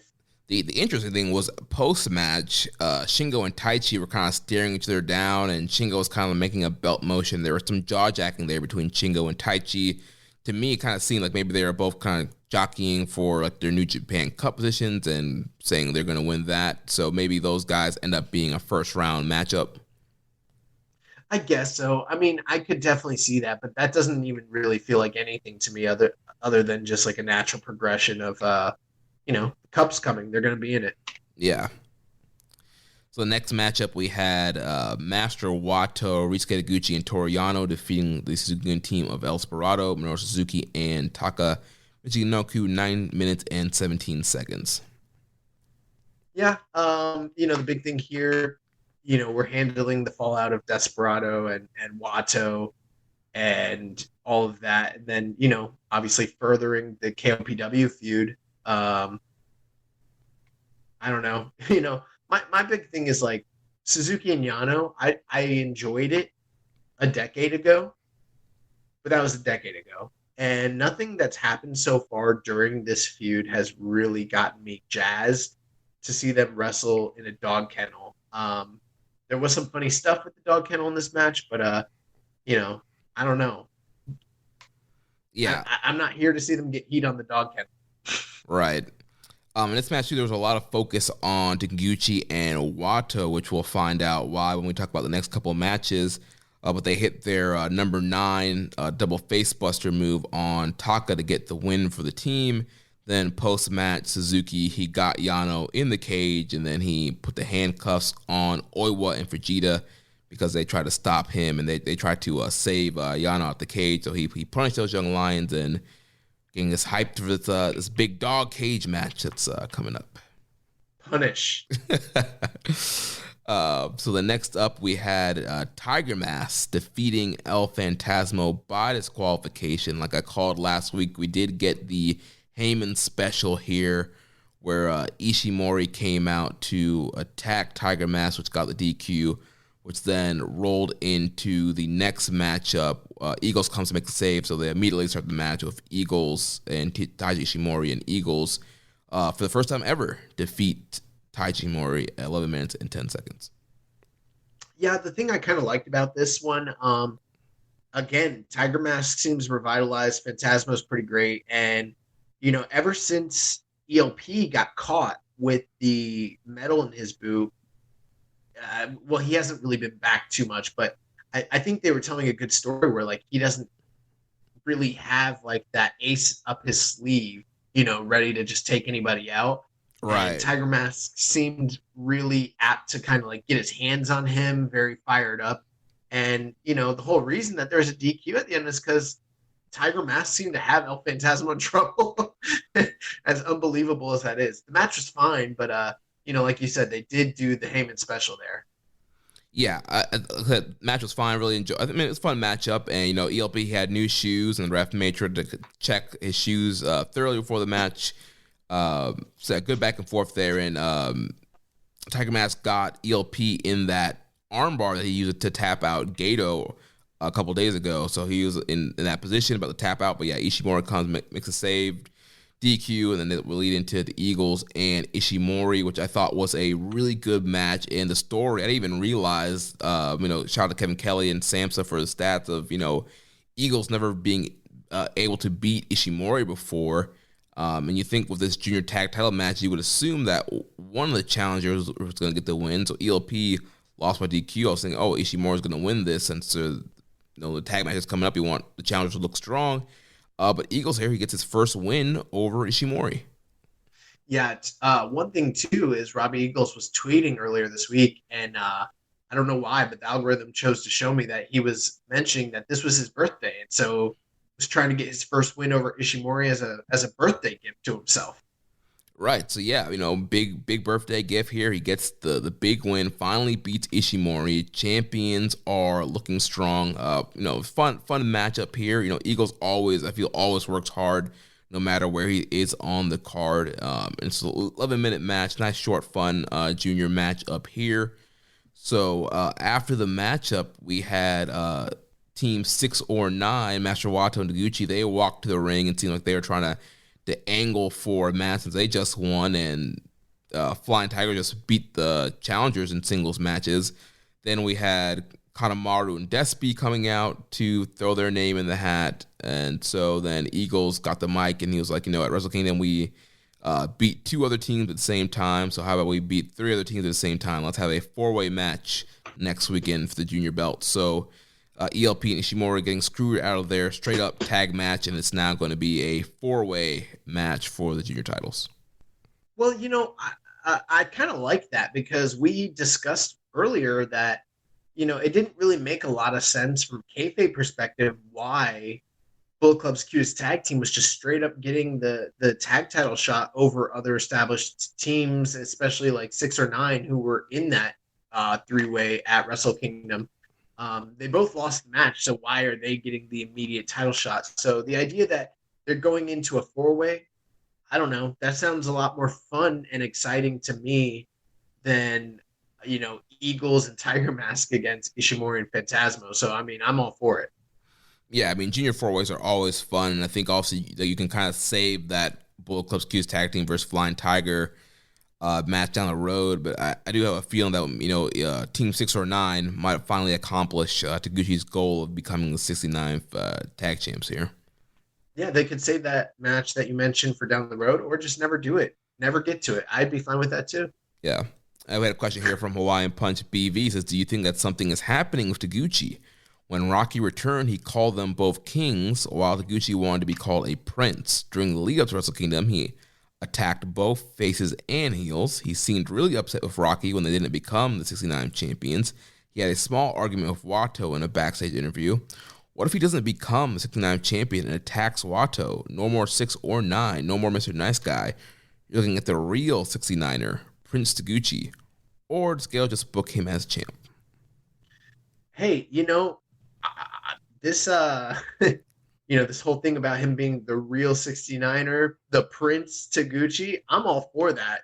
If we've come full circle, to him adopting the Prince gimmick, I'm all about it. Like, that's fine for me. So that would probably be the most interesting Taguchi's been in like 10 years. So why not?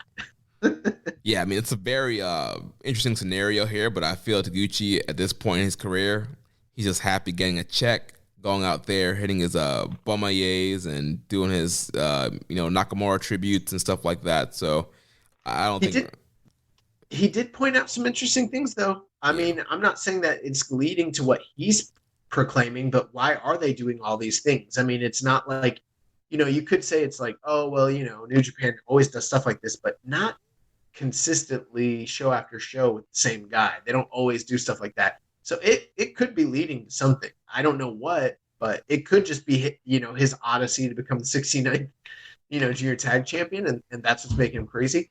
Or maybe something else could actually be going down. You don't know. Yeah.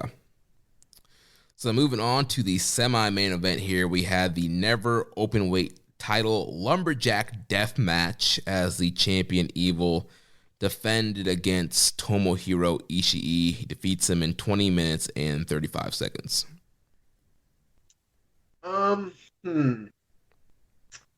So when you compare this to the Wrestle Kingdom match that Evil and Ishii had, it's way beyond that in terms of quality. Much more entertaining, a better quality just overall, and a little bit more satisfying of a match.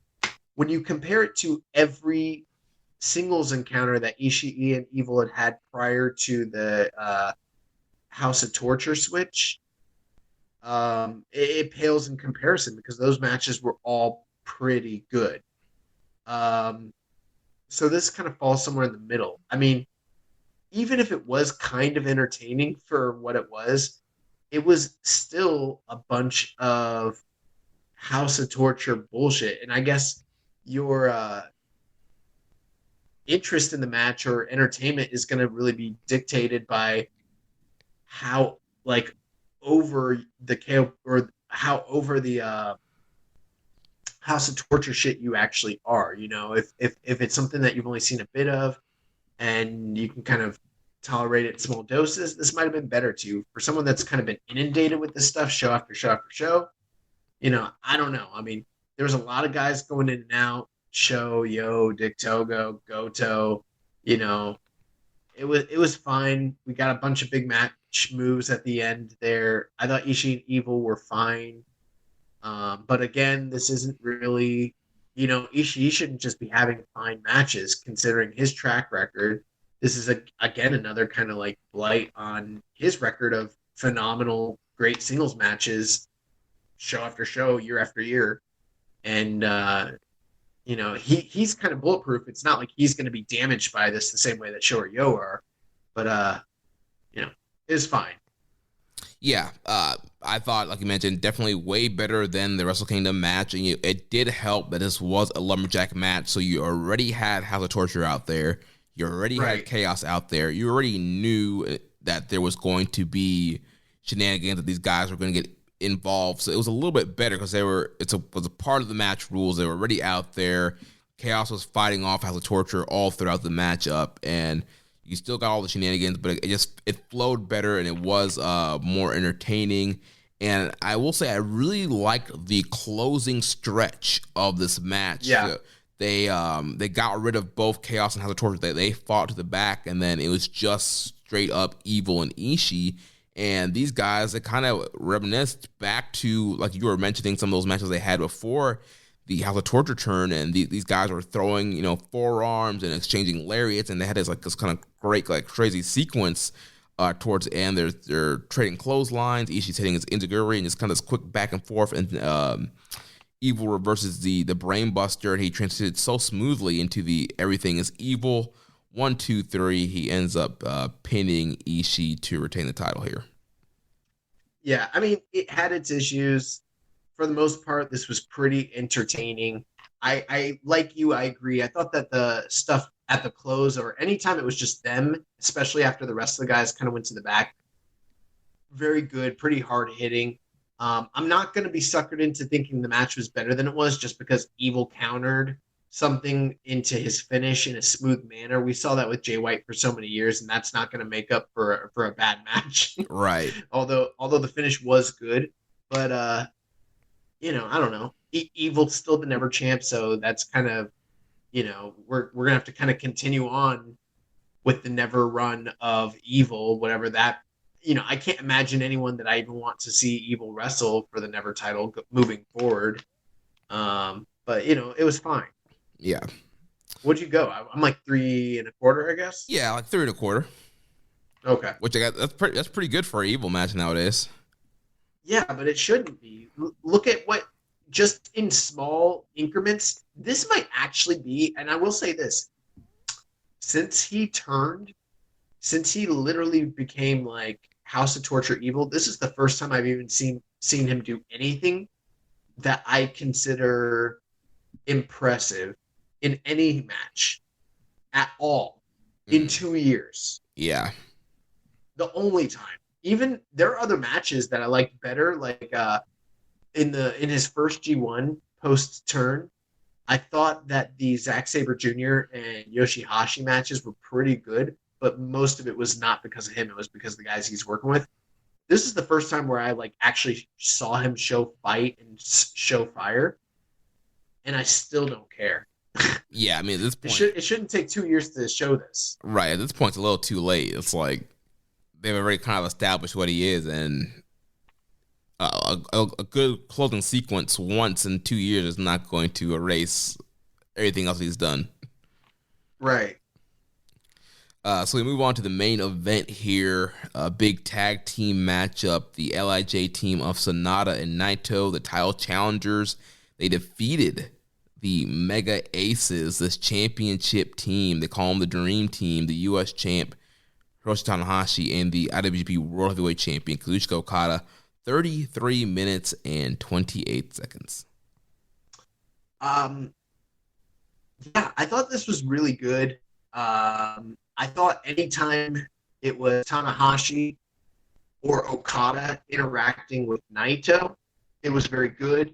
I thought anytime it was Tanahashi and Sonata interacting was good. Okada-Sonata's interactions during the match didn't do a lot for me and kind of reminded me why I've never been high on that pairing. We didn't see too much of that during the six-mans, but there were times where they were squared off in this match, and it reminded me of the many series that they've had where I'm just like, God, are we still doing this? But, everybody, for the most part, was really good here. This was a bit of a longer match. The big question going into it, obviously, was sort of, who really can take the pinfall here, because you don't really have an established pin eater, and that's kind of what the benefit of the six-man tags were. And here, you didn't really have that. So this something a bit more definitive was going to come out of it. But, nothing here wowed me, but nothing here disappointed me either. I thought this was a very good main event. I'm under 4 stars, but I'm probably 3 3/4 on it. And, Naito hitting the Destino on Okada before, adding one to Tanahashi to secure the victory. That was really cool.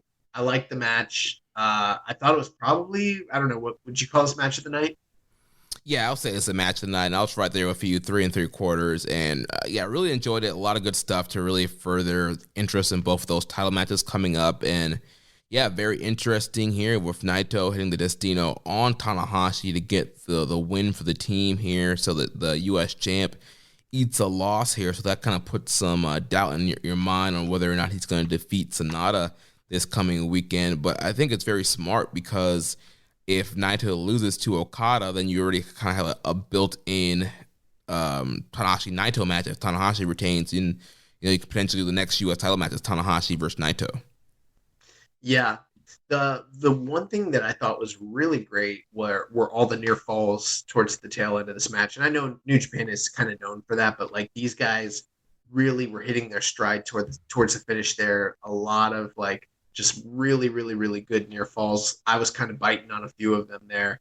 And yeah, I like the booking of this. And you called it last week. You said, that the Mega Aces were probably going to lose because they don't have the greatest track record as a tag team, and makes all the sense in the world why Sonata and Naito went over here, and kind of establishes some doubt and, adds credibility to Naito as a challenger going into the world title shot, and potentially has other storyline implications down the road when these guys all inevitably meet up again, because they are the big single stars of the company right now. So, yeah.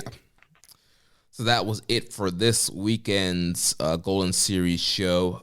There was a Golden Series show today, and Tenzan missed today's Golden Series show due to a knee injury. New Japan announced prior to today's show that Tenzan would miss the card due to a pre-existing knee injury. He was scheduled to be in an elimination match in the main event, in Korakuen teaming with Yano, Nagata, Taguchi, and Wato against Suzuki-gun. The match was made into an 8-man tag elimination bout, instead with Doki being out of the match on Suzuki-gun Tide. Tenzan is still scheduled for Wednesday, Thursday, Saturday, and Sunday's Golden Series shows, including facing the Great Okan in a singles match on Sunday's final night of the tour. No announcement has been made to this point regarding his status on the remainder of the tour. Yep. So we have 1, 2, 3, 4, 5 big shows coming up before next week's episode. Yeah, so I wouldn't say big show. So there was a show today. Well, whenever I say big show and I'm talking about Golden Series, I'm being facetious. Gotcha. Yeah, so the show today, and then there's 2 VOD shows on the 16th and 17th, and then the big shows are Saturday and Sunday, the final 2 nights of the tour, where we have our big title matches on both of those shows. Okay, so we can run down these cards, maybe save our predictions for, the meaningful matches on the final nights. So from today's show, which by the time you're listening, maybe you've seen it, maybe not, who knows? But we have Great Okan. Or do you want me to give away the results here?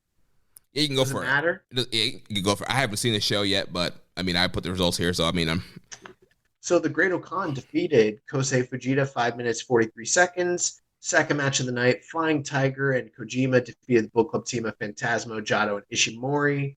Third match of the night, LIJ team of Bushi, Hiromu, and Sonata. They defeated Hiroshi Tanahashi, Oiwa, and Tomoaki Hanma. Fourth match, we had the Chaos team of Yo and Yoshihashi as they defeated the House of Torture team of Sho and Yujiro Takahashi by disqualification. Fifth match of the night, the Chaos team of Goto and Ishii defeated the House of Torture team of Dick Togo and Evil.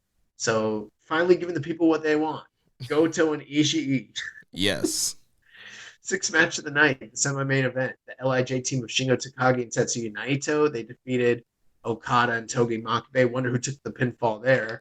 And then the main event was an 8-man tag elimination match as the Suzuki-gun team of Desperado, Minoru Suzuki, Taichi, and Yoshinobu Kanamaru. They defeated the team of Master Wato, Taguchi, Yano, and Yuji Nagata. That just sounds like can't miss action there. So, sure, it was a fun main event.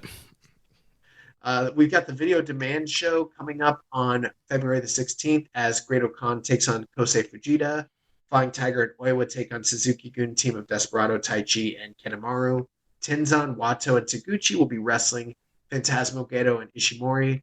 Yano and Nagata will be taking on Doki and Minoru Suzuki. Great Bash Heel will be and Hiroshi Tanahashi will be taking on Bushi, Hiromu, Takahashi, and Sonata. Semi-main event, Okada and Kojima versus Shingo and Naito. And then there's an 8-man tag elimination match for the main event as the Chaos team of Goto, Ishii, Yo and Yoshihashi will be taking on the House of Torture, Dick Togo, Evil Show, and Yujiro Takahashi. Yeah, get into it. All right. And then the next video on demand show, February 17th, we've got Okada versus Oiwa, Wato, Taguchi, Hanma versus Flying Tiger and Fujita, Doki, Desperado, and Kanamaru versus ELP, Jado, and Ishimori. Yano and Nagata will be taking on Minoru Suzuki and Taichi. Ishii and Yo versus Sho and Yujiro. The semi-main event, Goto and Yoshihashi versus Dick Togo and Evil. And then the main event, a 10-man tag team elimination match. If you haven't gotten your fill of those matches, you get one more here as Tenkoji, Tanahashi, Okada, and Makabe will be taking on the LIJ team of Bushi, Hiromu, Sonata, Shingo, and Tetsuya Naito. So those are your preview VOD matches that are coming up this week. And then at the week's end, February 19th and February 20th, we have the big shows for New Japan's Golden Series. And Jeremy, you want to give us those rundowns? We can discuss any of the bigger matches. Yep, so Saturday, February 19th, show open up, we'll have Vegeta and Makabe taking on Doki and Taka Michinoku. Then Oiwa and Toriyano will team up to take on Suzuki and Taichi. Then we'll have the Chaos team of Ishii and Yo taking on House of Torture team of Dick Togo and Sho. Then we'll have Tomioka Hanma versus Great Okan in a special singles match.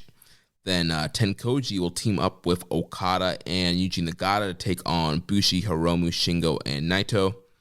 Then we will have... And we are 5 matches in, and there's not a single match that I'm like, wow, that is Golden Series worthy. So 6 matches of the card. We're finally getting a big matchup here. So the IWGP Junior Heavyweight title 4-way match that we talked about is now a 4-way as Flying Tiger defends against Team 6 or 9, Wato and Taguchi, Bullet Club's cutest tag team, ELP and Taiji Shimori, and the Suzuki team of El Desperado and Yoshinobu Kanamaru. So will Team 6 or 9 become the 69 champions, or will we get a new champs, or will Flying Tiger retain? This is a tough one for me because it's like we've seen Phantasmo and Ishimori hold these titles for prolonged periods, especially even just last year. And then that even goes double for Desperado and Kanemaru. So it's like, I don't necessarily want to see either of those two teams hold these titles again. I kind of feel like Eagles and Tiger Mask have sort of been a fresh, sort of like a refreshing presence in the junior division. And believe it or not, kind of have like some fresh matchups still on the table for them as champions. So I don't see why you would take the belt off them unless there's some reason that Eagles couldn't like continue to work, in the country where it seems like more and more that's becoming less of an issue. But the big question is Wato and Taguchi, are they going to fulfill that destino or that destiny for Taguchi to be the 69 junior tag team champions, or is there going to be heartbreak here? And part of me wants it to be a heartbreak because I kind of like some of that some of those booking suggestions that we got from the question asker earlier in the show. But then the alternative is like, I don't want to see Q's tag team or Suzuki-gun win these titles, and Eagles and Tiger Mask retaining. That feels very much unlike the way New Japan books their junior titles. They're usually hot potatoed all over the place. So I guess I kind of got to go with Wato and Taguchi, I suppose. Yeah, I think I'm going to go with Team 6 or 9 here. I feel like they've been, heating them up and trying to shift on real confidence, especially with Wato. He's had a lot of comments in interviews he's done recently and, having some shots at Kiyomiya and, just this confidence that he got in the feud with Desperado, and then Taguchi's been a little bit more serious as well. So I think these guys will capture the belts here, and Taguchi will finally be the 69th tag champ. Yeah. And to be honest, I don't know even really that I care who wins it. My big, I think it'd be fun to kind of just see what's going to come about from this little mini story with Wato and Taguchi, especially Taguchi's part in it. So that's the cool part. But then, a 4-way title match for the junior titles seems like forever since we've had one of those. And that sounds really fun. So hopefully the match is just, I want a throwback match. I want them doing high-flying, crazy spots. I want this, clap crowd to be on the edge of their seats. Like, trying not to make noise, but they're, you hear that audible, like the gasps. That's what I'm hoping for out of this. So, yeah, that would be good if they did that. So in the semi-main event here, we have the tag team title match, and Cage Match has this team listed as Bishamon. I guess that's their official tag team name. Okay, so the team, the champions, Hiromu Goto and Yoshihashi, they will defend their tag titles against House of Torture's Evil and Yujiro Takahashi. Yeah, that Bishamon name goes back to, I believe, when they first teamed together during World Tag League. And that kind of used to be a thing where, like, a lot of the teams would have these obscure tag team names that would be bestowed upon them during Tag League, and you wouldn't really know about it because throughout the year they wouldn't be tagging together, but then you'd see it on the graphics. You know what I mean? Right. And so, like, yeah, they are Bishamon. I don't know how, like, publicized that's ever really been because they're always just, like, the Chaos Tag Team, but yeah, that's the deal. Gotcha. So who do you think's win here? You think the Bishamon's retaining, or is Evil going to become Evil 3 belts here? God, I don't know, bro. I don't know. Do you have like a gut feeling after having watched all this House of Torture bullshit as far as to what's gonna play out here? I don't know. I don't know. I think I'm leaning towards Goto and Yoshihashi retaining. I don't see the need to put a third belt on Evil. You already have him with the Never belt. He's already 1/3 the Never Six-Man champs. I really don't think they should put the tag titles on him as well and then insert him into 3 different divisions here. Wouldn't that feel a little bit like overcompensating for the failure of this entire like angle and push to be like, it's not failing. He's got 3 belts. Right. And I feel like you need to give Chaos something. I mean, they've lost a lot of the big matchups. So Ishii lost to Evil. Yo lost to Sho. So these guys need something here. So I think, Goto and Yoshihashi should retain here. You've also talked me into it. The other thing, too, here is Yujiro being there just screams pin eater. Right, yeah. So there's that. I'm not looking forward to that match at all. Me either. Just throwing it out there. So let's just hope it's passable. I'm hoping.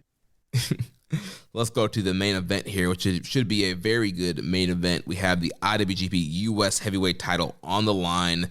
The champ, the ace, Hiroshi Tanahashi, will defend against the Cold Skull Sonata. Yeah, this is an interesting one. And, this is kind of the same talking point we come up with every single year, but it always remains true. So it has to be stated. Whoever wins this will be going into New Japan Cup as champion, usually. And that's a dead giveaway that they're not going to be winning the New Japan Cup, And the guy that loses also likely won't win New Japan Cup, but definitely stands a much better chance at being a finalist or being a more of a prime player than the champion does as far as the U.S. title goes. So, they're telling a story here with Tanahashi and Sonata after Tanahashi coming off of that very brutal and very personal grudge match, hate-filled match they had with Kenta in the Dome.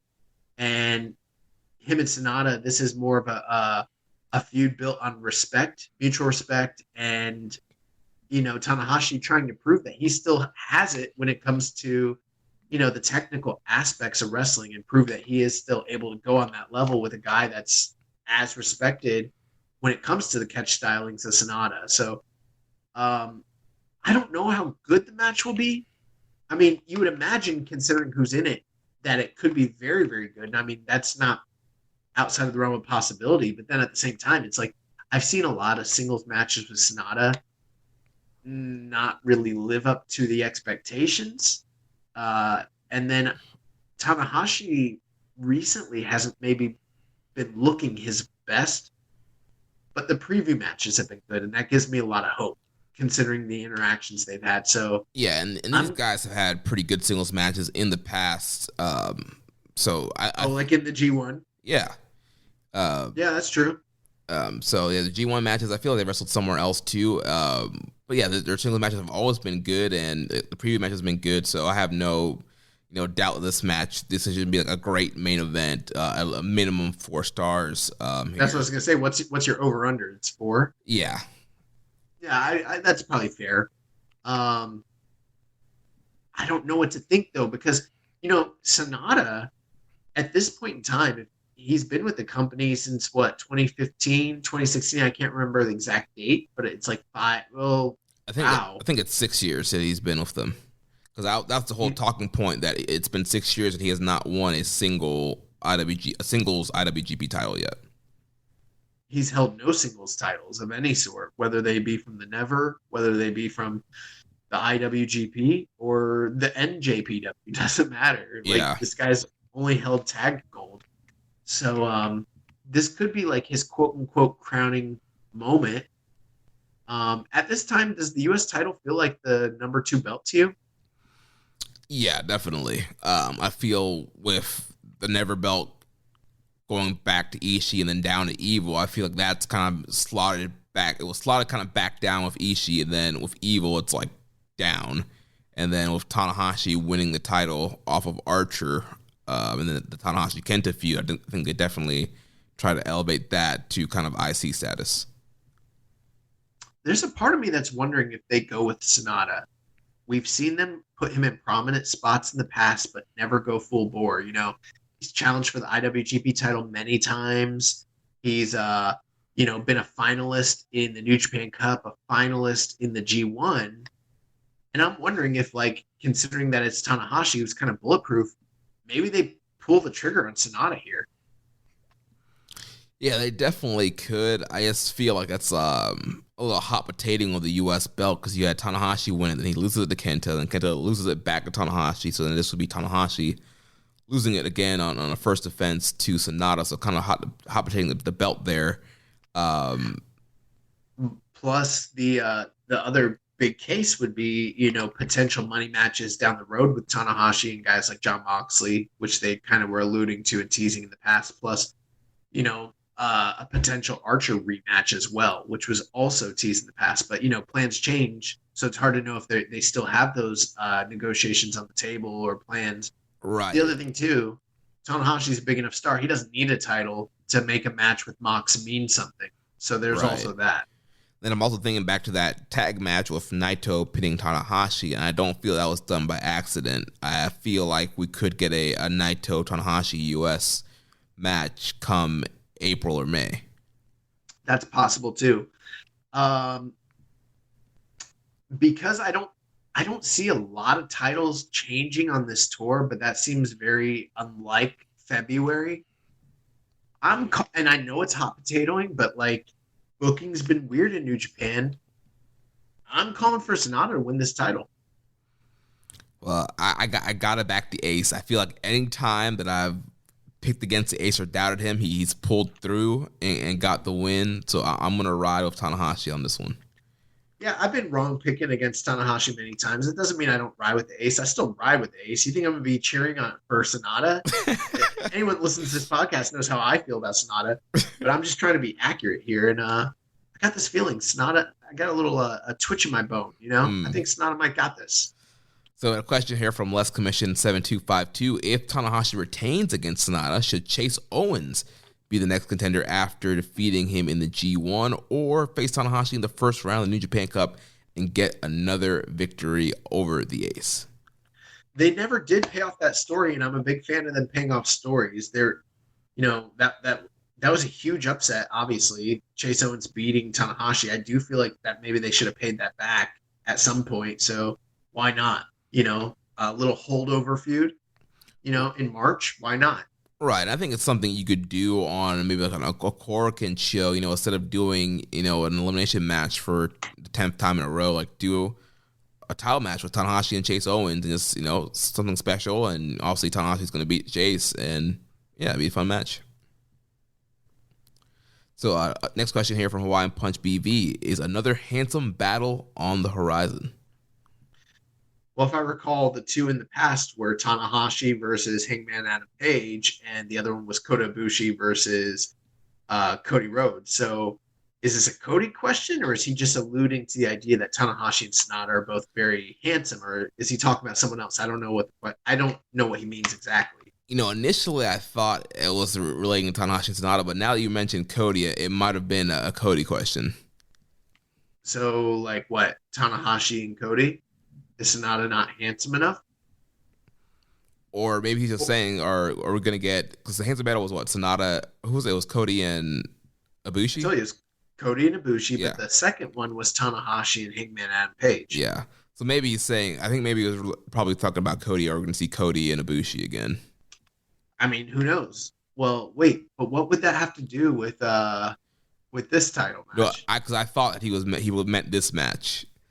Oh, so this was a Cody question just in general. See, I thought it made sense because Tanahashi and Sonata are both so handsome. Right, that's what I thought. That's why I put it here first. But then you mentioned the Cody thing, and I was like, oh, he was probably saying that to reference Cody. Or maybe he was unintentionally implying that Cody is better looking than both Tanahashi and Sonata without even knowing it. Yeah, because why wouldn't you bring up Handsome Battle to specifically discuss Tanahashi and Sonata? Right. Why would you only apply it to Cody? That's fucked up, especially since Cody wasn't even in the second Handsome Battle.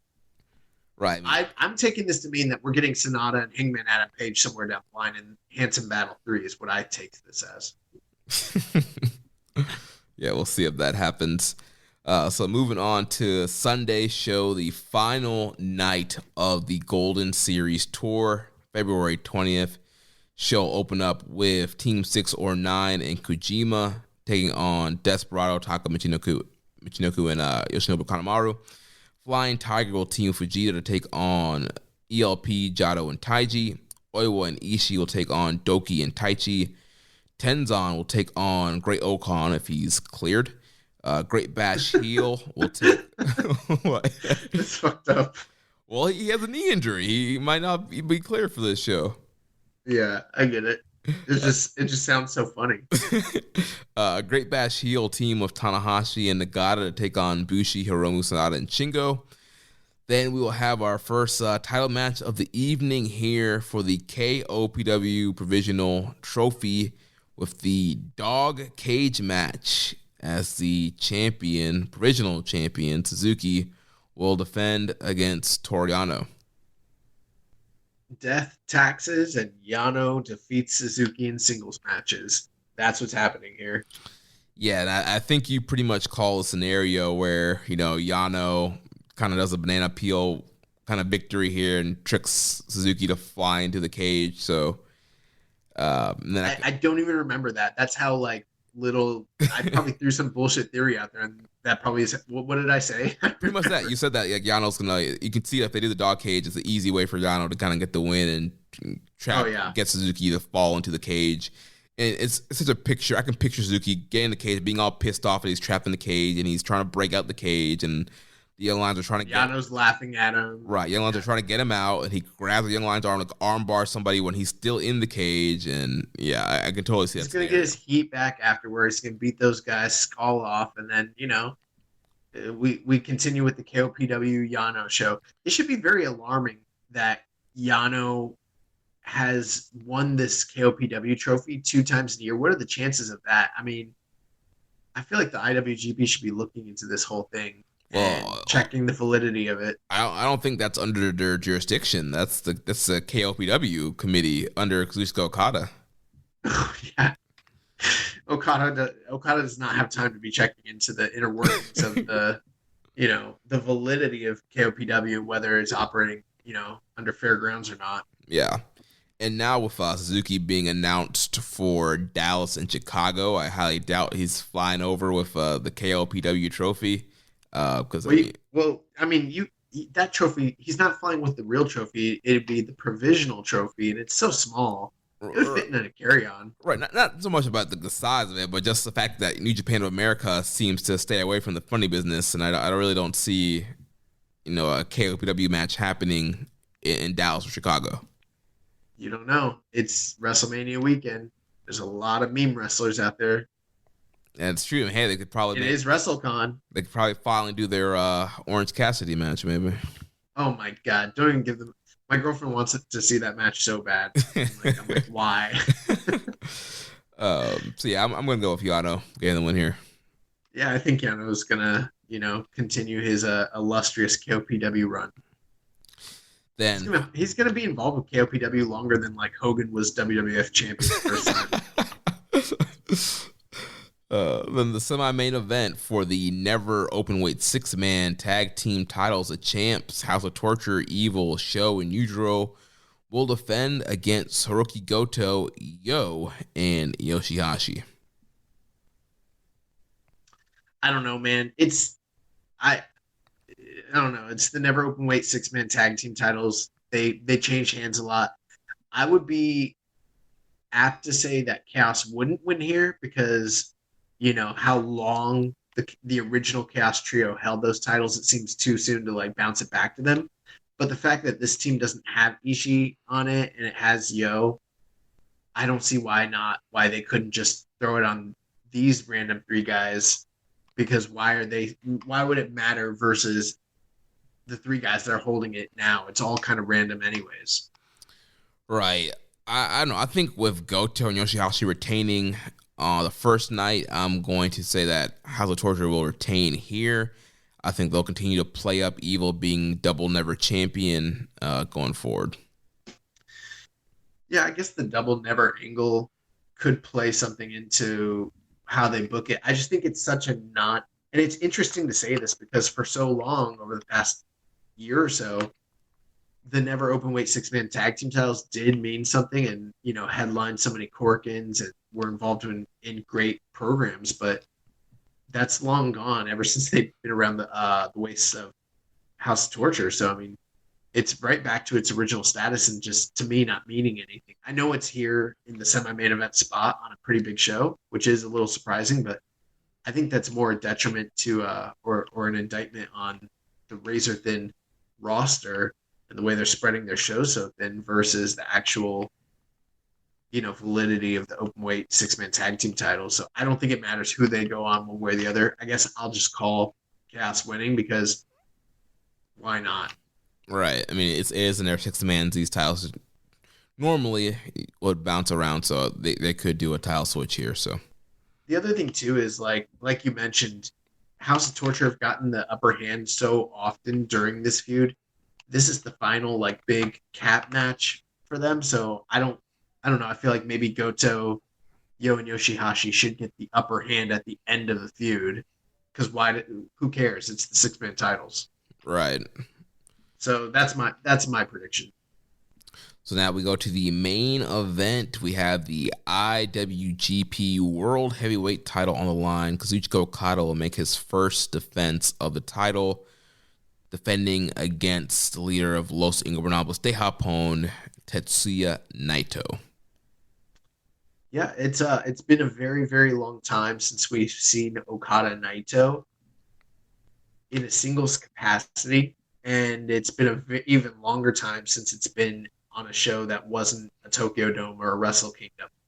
So I'm very interested in this match. I'm looking forward to it. I think it's got great expectations and definitely I think it can deliver. I don't know if it will, but I'm calling this as probably the likely leader for match of the month and to probably be a classic considering both of these guys have a lot to prove at this stage of, New Japan's year for 2022 and also for just what's going to stand in front of them going forward. So that being said, I think Okada's got to retain.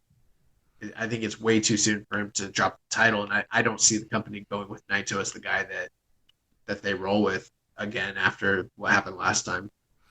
Yeah, I think Okada gets to retain here. I think we're going to see a pretty lengthy Okada run as the world champion. It's the 50th year anniversary. He is the main guy. With him on top, they did their best business and they're trying to recoup. So I think it makes a ton of business sense and storyline sense for Okada to hold a championship for a while. I think it'll be a excellent matchup. These guys always seem to have great matchups. And we've seen a story now of both guys kind of targeting the knees and Naito really bulls on Okada's knee, and then Naito just has bad knees in general, so it's always a good place to attack. Right.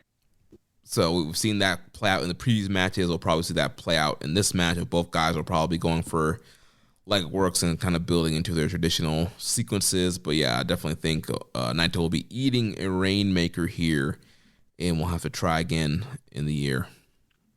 Well, my big concern is Naito. They told a similar story in January with Cobb, and apparently he put Cobb on the shelf. Who's to say that wasn't purposeful? What if he tries to go after Okada's knees, but not for fake, but like for real? And then, then what happens? Then they have to award Naito the title anyways. He might shoot on this man. He could.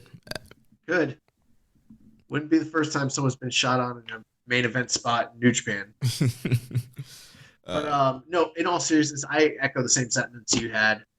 These guys tend to have really great matches, and at this point, I think it's really the only main match that I'm looking forward to on the whole entire tour, basically. Yeah, I mean, honestly, I would say the tour has pretty much been built to this. This is the big match, the main matchup here, and so. Like you mentioned earlier, this is going to be the match of the month for February. This will be the best match of the whole tour, and it's all kind of surrounded that. And so, yeah. Depending on how Suzuki and Yano goes. This has been a long tour. This tour has been going throughout from January and until now. So it's been a lengthy tour. We've had a lot of multi-man matches, a lot of House of Torture versus Chaos. So it's going to be a treat to conclude the tour with this big matchup here. With good wrestling? Yes. Okay. But I'm very excited, though, for March because, we have Anniversary Show and New Japan Cup. There's a lot of stuff going on. Yeah, I agree. I think March will be a better in-ring month for New Japan. So we are both predicting a great final main event here for the tour, and I think we both have Okada going over. Yep, and 2 questions here. First from No Alarms 1995 says, who will be the one to eventually take the title off Okada? That's a great question. I don't know right now. I don't have strong feelings about, that far down the road personally. I don't know. Yeah, it's so hard to tell. Like we've been saying the last few episodes, predicting stuff in New Japan this year has just been really hard with especially when they're doing all these throwback anniversary shows. Some shows are not where they're normally at. We still don't have guidance coming in. There's so many factors and variables. It's kind of hard to predict and tell who's next. And again, I don't see Okada losing the belt for a while. I mean, I think the guy who probably should beat him, but I don't know if will happen, it will be Will Ospreay. Yeah, that makes the most sense to me based on, the main event of the most recent Tokyo Dome show and their recent past series of matches. But I don't know. I still feel like it's too early to see how that's going to play out because I think that's probably targeted if it is going to happen for Tokyo Dome next year. You're right. And I just I don't know. This is one where I do have to see what happens over the next coming months to get a feel for G1 season and stuff like that. Because like you mentioned, I think Okada's going to have a lengthy reign as well. Next question here from Dom Hui 101. Is it possible that Okada versus Naito match goes to a time limit draw?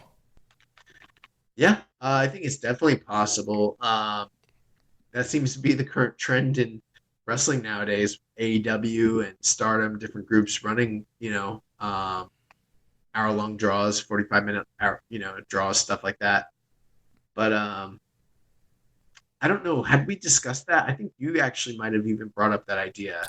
No, we talked about a time limit draw for that tag match because we didn't know. That was my idea, yeah. Yeah.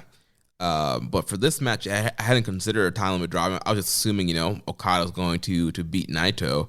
I mean, they could do it, but I feel like you want to start Okada off strong. Just kind of have him have a strong defense and beating people decisively. And I feel like, Naito's not going to get hurt by the loss, and they've kind of already set something up for Naito by beating Tanahashi. He can kind of slide into that U.S. challenger. And I think having Naito eventually be U.S. champion could be a good thing to help elevate that belt. And LIJ is very popular in the States, and you could bring Naito over and run strong and do some Forbidden Door stuff, and it'd be cool. Well, I think I do agree with you when you say that they need to make Okada look strong coming off of Tokyo Dome, but there could be an argument the opposite way, where it's Okada. He already does look strong. It's not like having a draw with Naito would necessarily damage him going forward. You know what I mean? Right. Considering who it is. Yeah.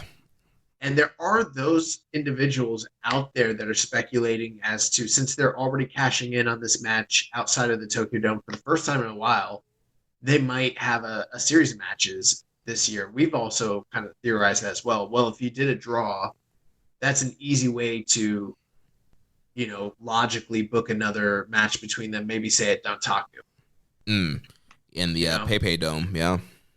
And this is a match where you get a lot of usage out of this match because they've done it so sparingly in the past and it's still a draw. Maybe that is what they do. Yeah, it's definitely a possibility. Well, because think about it the other way. Like, because they're wrestling now, there's a high likelihood they'll probably be in the G1 together, right? Right. But until then, if Okada wins, unless Naito wins the New Japan Cup, which I doubt is happening, or some other unforeseen circumstance, it's not likely he's getting another shot at Okada. But if they go to a draw, then you can easily do it. I think that's why people are kind of guessing this. Yeah, definitely could happen. We've seen tons of draws happen in title matches before in New Japan, so it could happen. Either way, I think the match is going to be great, regardless if it's a draw or Okada wins the matchup. So we'll see what happens. That is this weekend, the conclusion of the Golden Series tour. I think they've kind of, gotten me to come over to the draw side of things. Stardomism. Just a little bit, yeah. Well, let's jump over to New Japan of America. We had New Japan Strong this past weekend, a New Beginning USA tour. Show opened up. We had Hikuleo defeating Cody Chun, making his Strong debut. Yeah, pretty impressed here. I haven't seen Cody Chun before, but I thought he had a good look. Young guy. I think that he still has some filling out of his frame, probably, but athletically, the guy looked like he had the goods. I thought he had probably a better match with Hikuleo than almost any of the other outside talent that they've decided to pair up with him over the past year or so. And one thing I did notice though, Cody Chun, his tights ripped, and I was like, damn, that sucks. Because if you're like an independent guy, and you get like these sparkly golden, trunks probably for like TV, your first big time, in a big match like that on national television or whatever, and then your fucking tights rip, like I'd be so pissed. Yeah. But yeah, I thought he looked really good. He's a Seattle native, wrestles in Defy in that area, so the crowd was totally behind him and really wanted to see him get the upset over Hikuleo. But Hikuleo, man, he was throwing this man all over the place, had some big heavy chops, and ultimately hit him with a big choke slam right in the lion mark center there and got the win over Cody Chun. I hope Hikuleo offered to reimburse him for his ripped tights. Then the next matchup we had Josh Barnett returning back to Strong. He defeated Ren Narita 10 minutes and 15 seconds. You want the hot take? Yeah. I was not impressed with this match. It was fine, but I thought that this was one of the lower end Ren Narita singles matches since he's come to North America, and this really didn't compare for me stylistically to say the Barnett Coughlin match. It was fine; they were out there working, but it didn't jump in any special gear for me. I kind of thought this was kind of mid, honestly, and pretty disappointing. Yeah, and I had heard a couple of reviews of this match before I got a chance to watch it, and they seemed pretty high and pretty excited about the match. And I'm like, it's Barnett and it's Narita. And I watched it, and it was just like, all right, they're wrestling and they're doing holds. I'm like, okay, pick it up. Let's, and they just never really picked it up until towards the very end where Narita hits a big like belly to belly, and then Barnett hits like a big Saito dangerous suplex on Narita, and like towards the very end they kind of heated up, but then it was over. Yeah, totally agree. I mean, if there were two guys to work that style that you'd expect fireworks from, it's Barnett and Narita, but I don't know what the deal was. They didn't seem to be inspired that night to really like go out there and perform on that level. They just kind of had an okay match. There wasn't even much narrative. Just stuff was happening, and it was all competent, but considering Barnett and Narita, I thought this was going to be a lot better. Yeah. So in the main event of the show, we had Finjuice. They defeated the team of Bad Dude Tito and Jonah, 11 minutes and 51 seconds. I liked this match a lot. And one reason I really liked it is they borrowed heavily from some of the like mid-Atlantic style, like Southern tag team wrestling tropes that you'd see. You know, oftentimes we're used to seeing like the heat and then the cutoff and then the hot tag comeback leading to the finish. And this completely followed a different strategy. They kept teasing that Dave Finlay during the heat segment was going to get the hot tag to Juice, but he kept getting cut off. Bad Dude Tito and Jonah seemed to have an answer every single step of the way. And ultimately, their overconfidence became their undoing because Finlay and Juice never did get that hot tag, but that actually opened up an opportunity for Dave Finlay to get the pinfall on Bad Dude Tito out of nowhere. So it kind of reminded me of like those old Rock and Roll Express type matches where like they're getting beat down. You think the comeback's coming. And no, Ricky Morton actually gets the roll up, and it's, you know, this big shock surprise. And I thought that was a little bit different. You don't see that every day anymore. Right, and I just kind of love the that kind of old school of like they make the babyface make the tag, the ref didn't see it, so he has to send the guy back to the corner. They did a good job with that spot, and I mean Jonah and Bad Dude Tito were, you know, breaking the rules and cheating and smartly just kind of working behind the ref's back to, you know, keep the advantage over Finjuice until the very end there, where they failed to do the double team, and then like you mentioned, Finlay was able to roll up Bad Dude Tito. Yeah, and I mean, it makes sense they would have won too, being that they're such a, you know, Finjuice is such an established tag team, you know, multiple-time world champion and everything like that. But that also tells me that this is likely their big win over Jonah in their feud with him. And well, you know, there is going to be a rematch of this match filmed this Thursday for the Rivals Tour.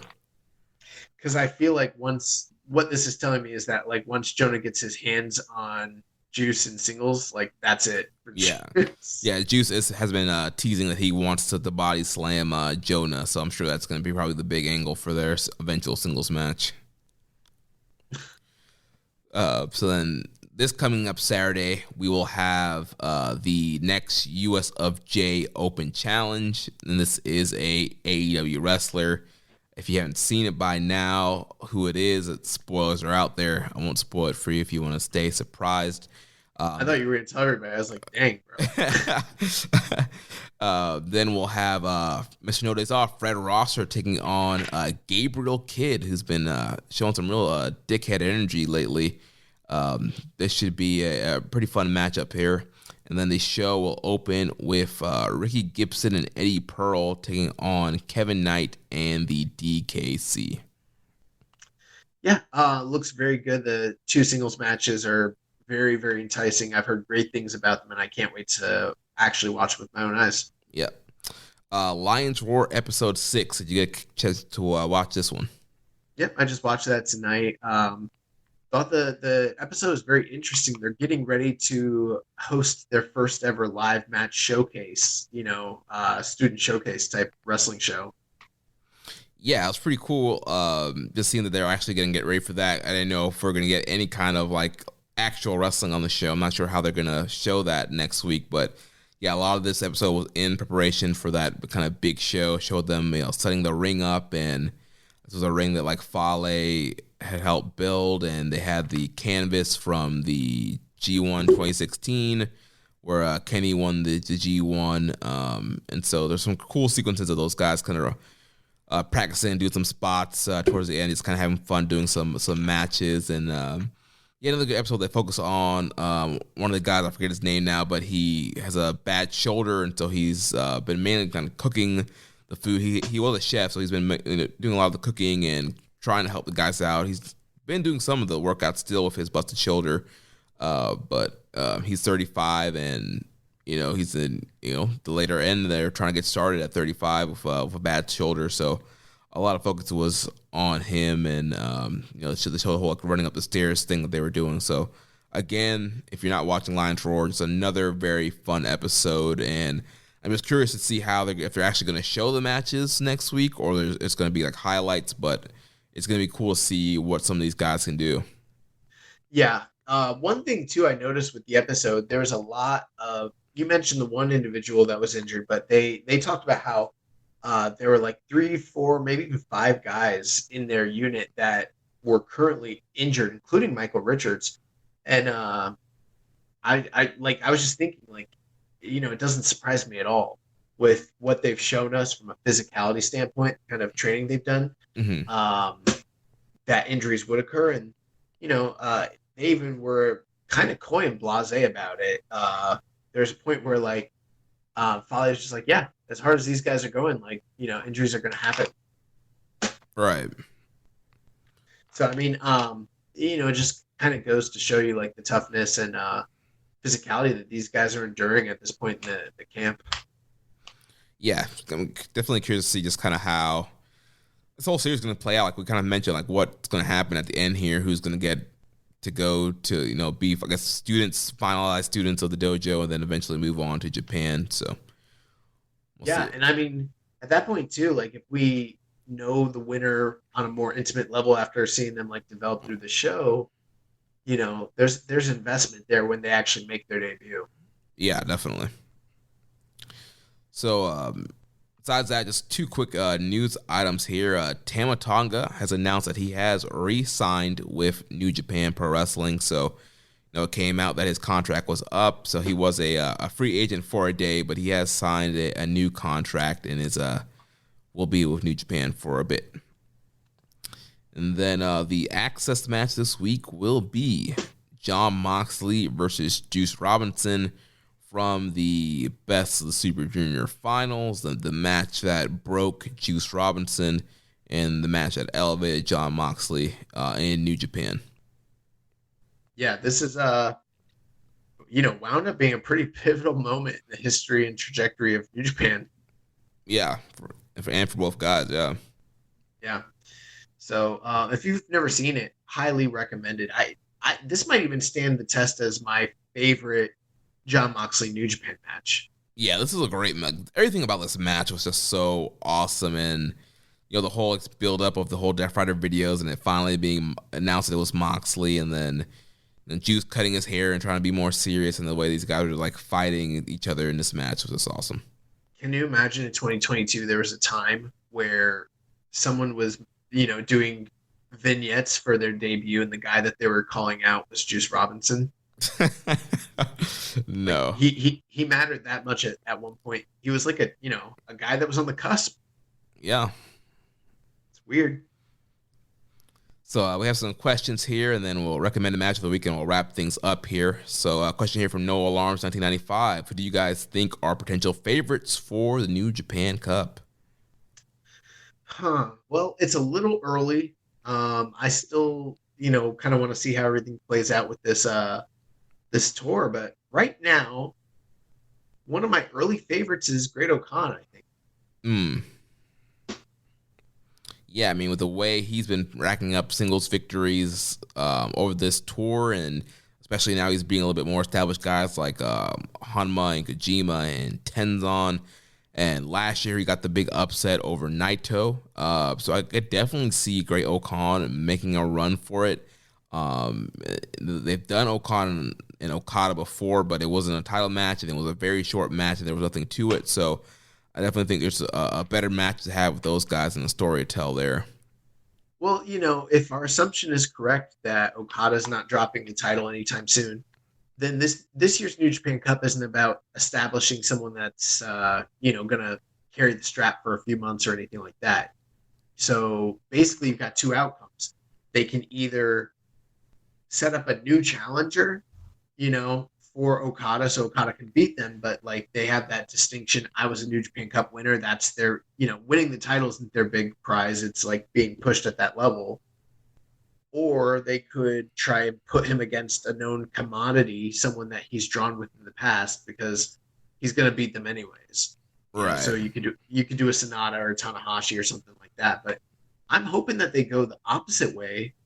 And to me, just on paper, it seems to be the guy that I'd probably pick. I think they should go with Great Khan and set him up as the next challenger who loses on a big stage. Yeah, I mean that would probably be the best thing to try and elevate somebody. I wouldn't count Shingo out, like I mentioned earlier. He failed to win the cup last year, made it to the final. I think he's a guy that they want to run back Shingo Okada in a big matchup again this year. I think they could do that. He falls on that second scenario I threw out there. Someone that you can do the match already because Okada's going to win. So there's any number of guys that he's already wrestled before that he's shown he can draw with that they could do. Right. There's also a Kota Ibushi sitting on the sideline. We don't know his status. Oh, yeah. I mean, he could come back, win the cup, and we get that rematch with Okada Ibushi and redo that G1 Finals match that we were supposed to get before Bushi got hurt. And a big Does Okada bring the V4 belt out with him? I think he put that to rest, but Bushi would get a chance to redeem himself there. It's better when I can see the brackets, and then I can at least work out in my mind what's going to happen. So once we have an announcement of the talent involved in the brackets, I'll probably have a more just definitive answer. Yeah. But right now, that's what I'm just trying to think of all the possibilities, and the guy that screams, elevate me is Great Khan. Yeah. Next question here from Fit Beautiful 2638.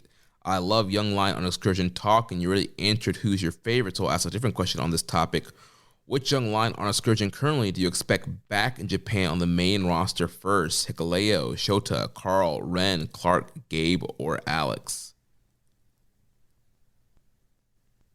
I mean, it could be Hikuleo, but I don't know if they're planning to do some sort of graduation for him down the road as far as a character goes. I don't know.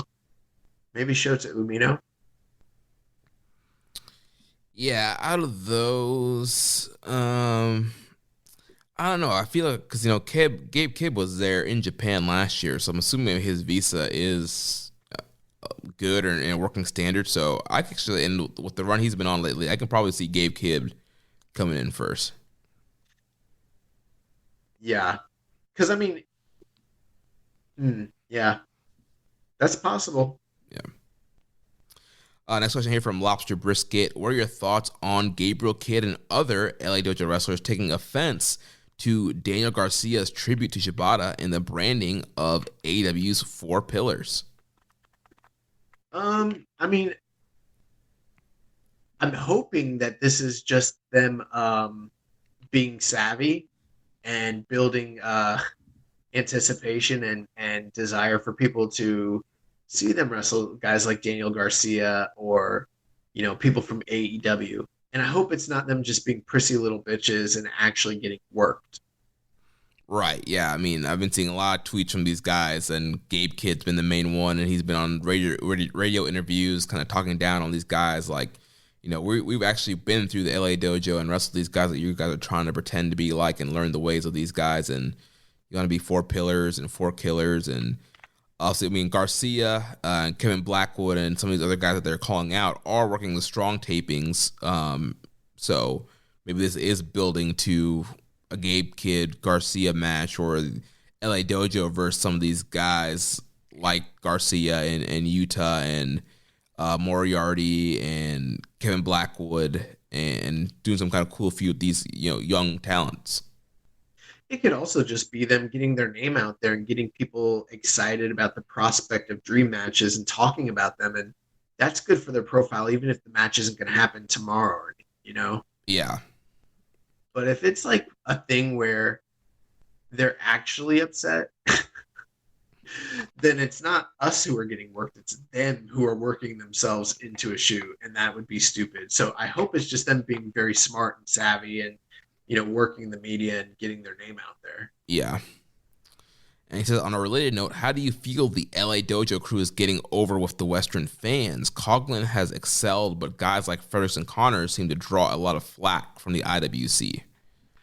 I don't even know who the IWC is anymore. Is he just talking about like people on Twitter? I don't even know where in the internet wrestling community is it, on the chat boards? I mean, we all have the internet now, so I mean, yeah, that term IWC is kind of dated, but I guess maybe I haven't heard of the IWC since like 2013.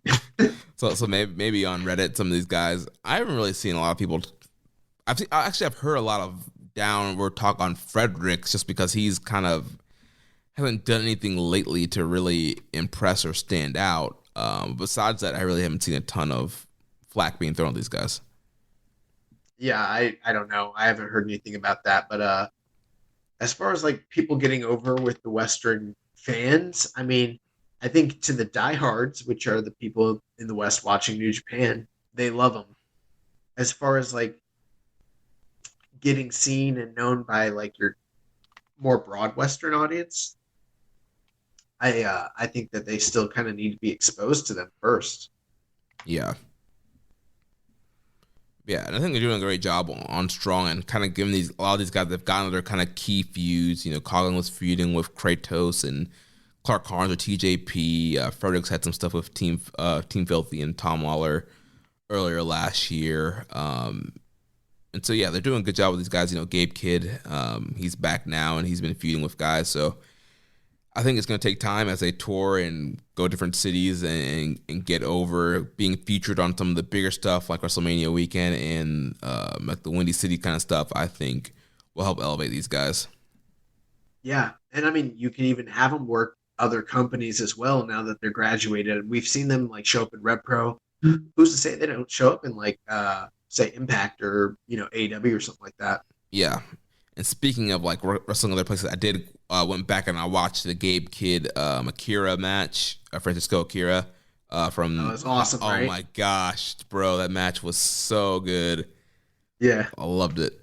So next question here from Crazy Chris: any rumors of a Kota Ibushi return, and how would you book his 2022?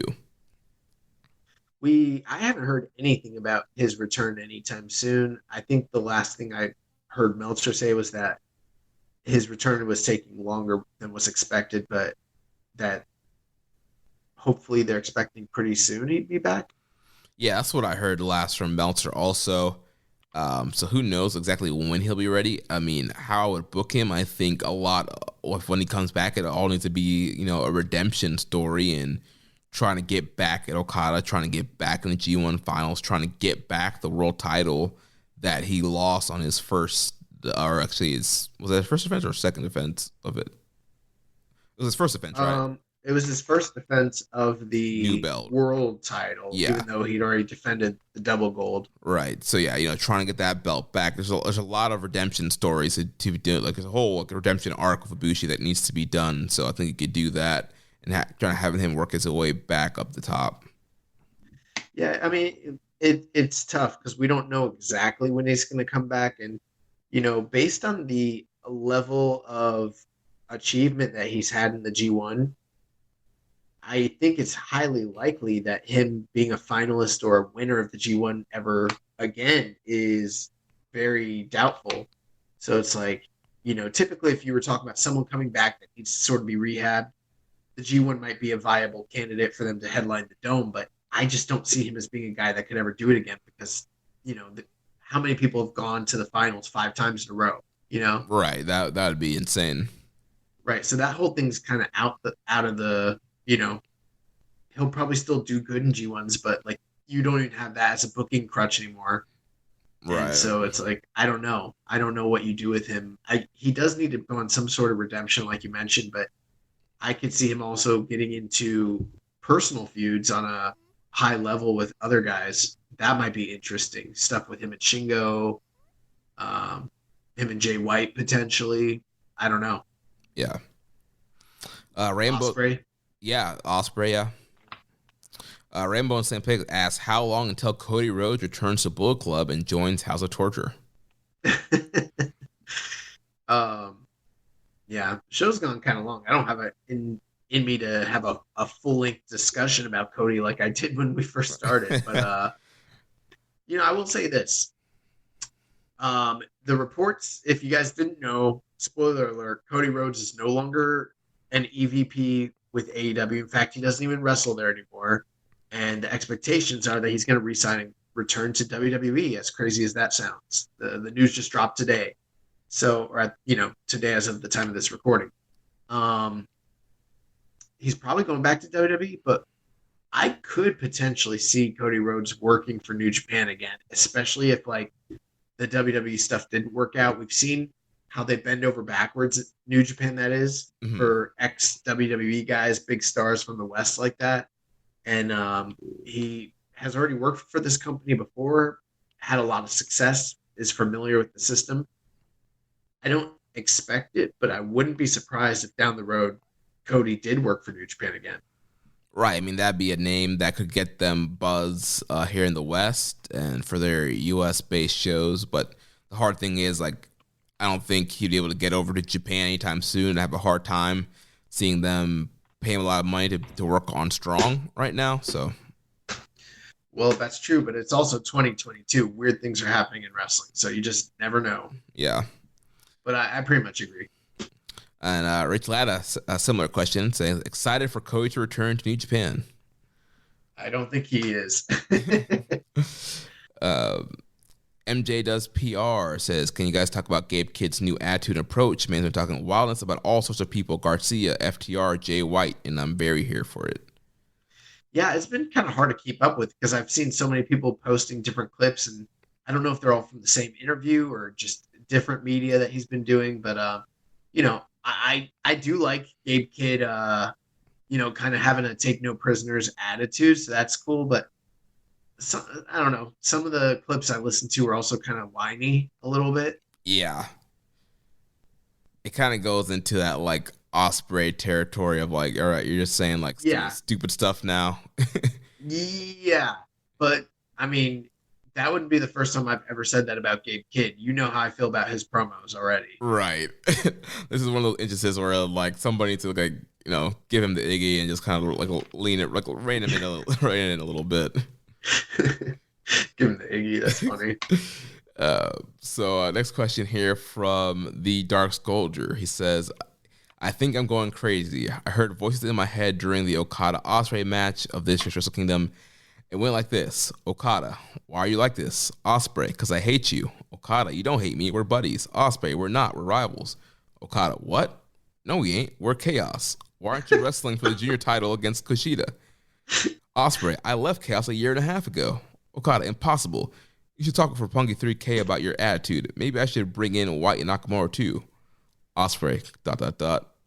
You heard that conversation too, right? No, but that's pretty funny. Yeah, nice little shot at, Okada's poor leadership of Chaos. Yeah, he never knows who is in Chaos, including the guys wrestling. He thinks it's a match built off of mutual respect and mentorship, but it's not. Like it's literally a grudge match. They're in totally different factions. Years have gone by. He doesn't even realize that Will's not even in the group anymore.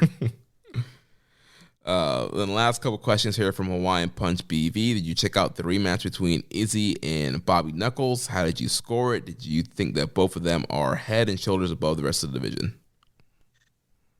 So funny thing, I did plan to watch this past weekend's UFC, but I fell asleep during the show and I kept waking up at like intermittent parts while it was like playing. So like I woke up and I saw like Tuivasa like knock out Derek Lewis, which was nuts. And I went right back to sleep. Then I like woke up and Izzy had just like won the fight. So I don't know what happened. I guess I need to go back and watch it, but I do think these are the top two guys in the division. So I agree with that. I didn't score the match because I didn't watch it, but I've heard the funny thing is like I've got a few friends that I really trust. They were like, Adesanya won, no doubt, but a lot of publications had Robert Whittaker winning the fight. So I don't know. I guess I have to see it for myself because I don't know what happened. Did you watch UFC this weekend? I did not catch it this weekend. I did hear Meltzer reviewing it on Sunday. It went to a decision. Meltzer was saying, yeah, Izzy clearly won. Like there was a couple rounds that might have gone to Whittaker, but it was very clear that Izzy won the majority of the rounds. And I'll tell you one thing. I think Meltzer's a terrible judge of MMA. Anytime he tells me something about a fight, I don't even listen to it. Because there's been so many times where he's been flat out wrong, in my opinion. Yeah, sometimes I don't know any better. So, but it sounded like he's kind of in a consensus with a lot of the other people, though. I'll have to check it out because I've seen a lot of people that were saying that Robert Whittaker won. So I don't know, but yeah, I never trust Meltzer when it comes to scoring fights. And its last question here, thoughts on the long-awaited grudge match of Kell Brook versus Amir Khan. Who do you got, and how do you think the fight would have gone if it took place during their primes?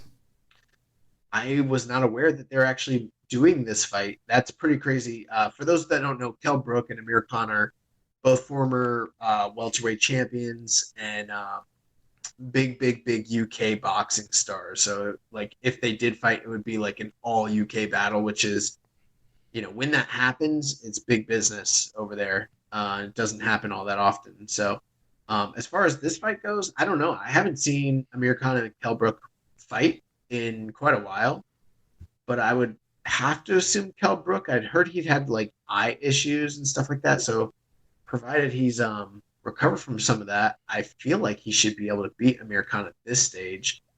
But in their primes, I don't know. I feel like I would probably have given the edge to Amir Khan with how fast he was and how great of a combo fighter, puncher he was. But I don't know. I guess I'll have to look into this one. But yeah, I think I've got Kell Brook probably. Nice.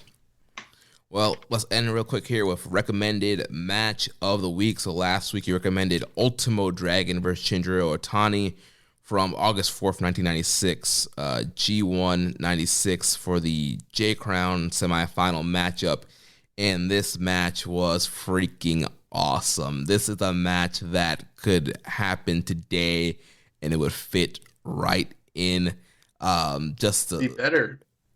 Yeah, a lot of it. Yeah, this is the story of the match and Ultimo trying to get the La Trail and Otani trying to submit Ultimo and just some of the spots they were doing. I mean, Otani with his springboard spinning wheel kick, just so beautiful, and all his springboards. And we talked about this when we did the final countdown. Just the way he springboard was it's very unique, and he had a lot of great offense there. And the crowd was so into this match. There were so many great near falls.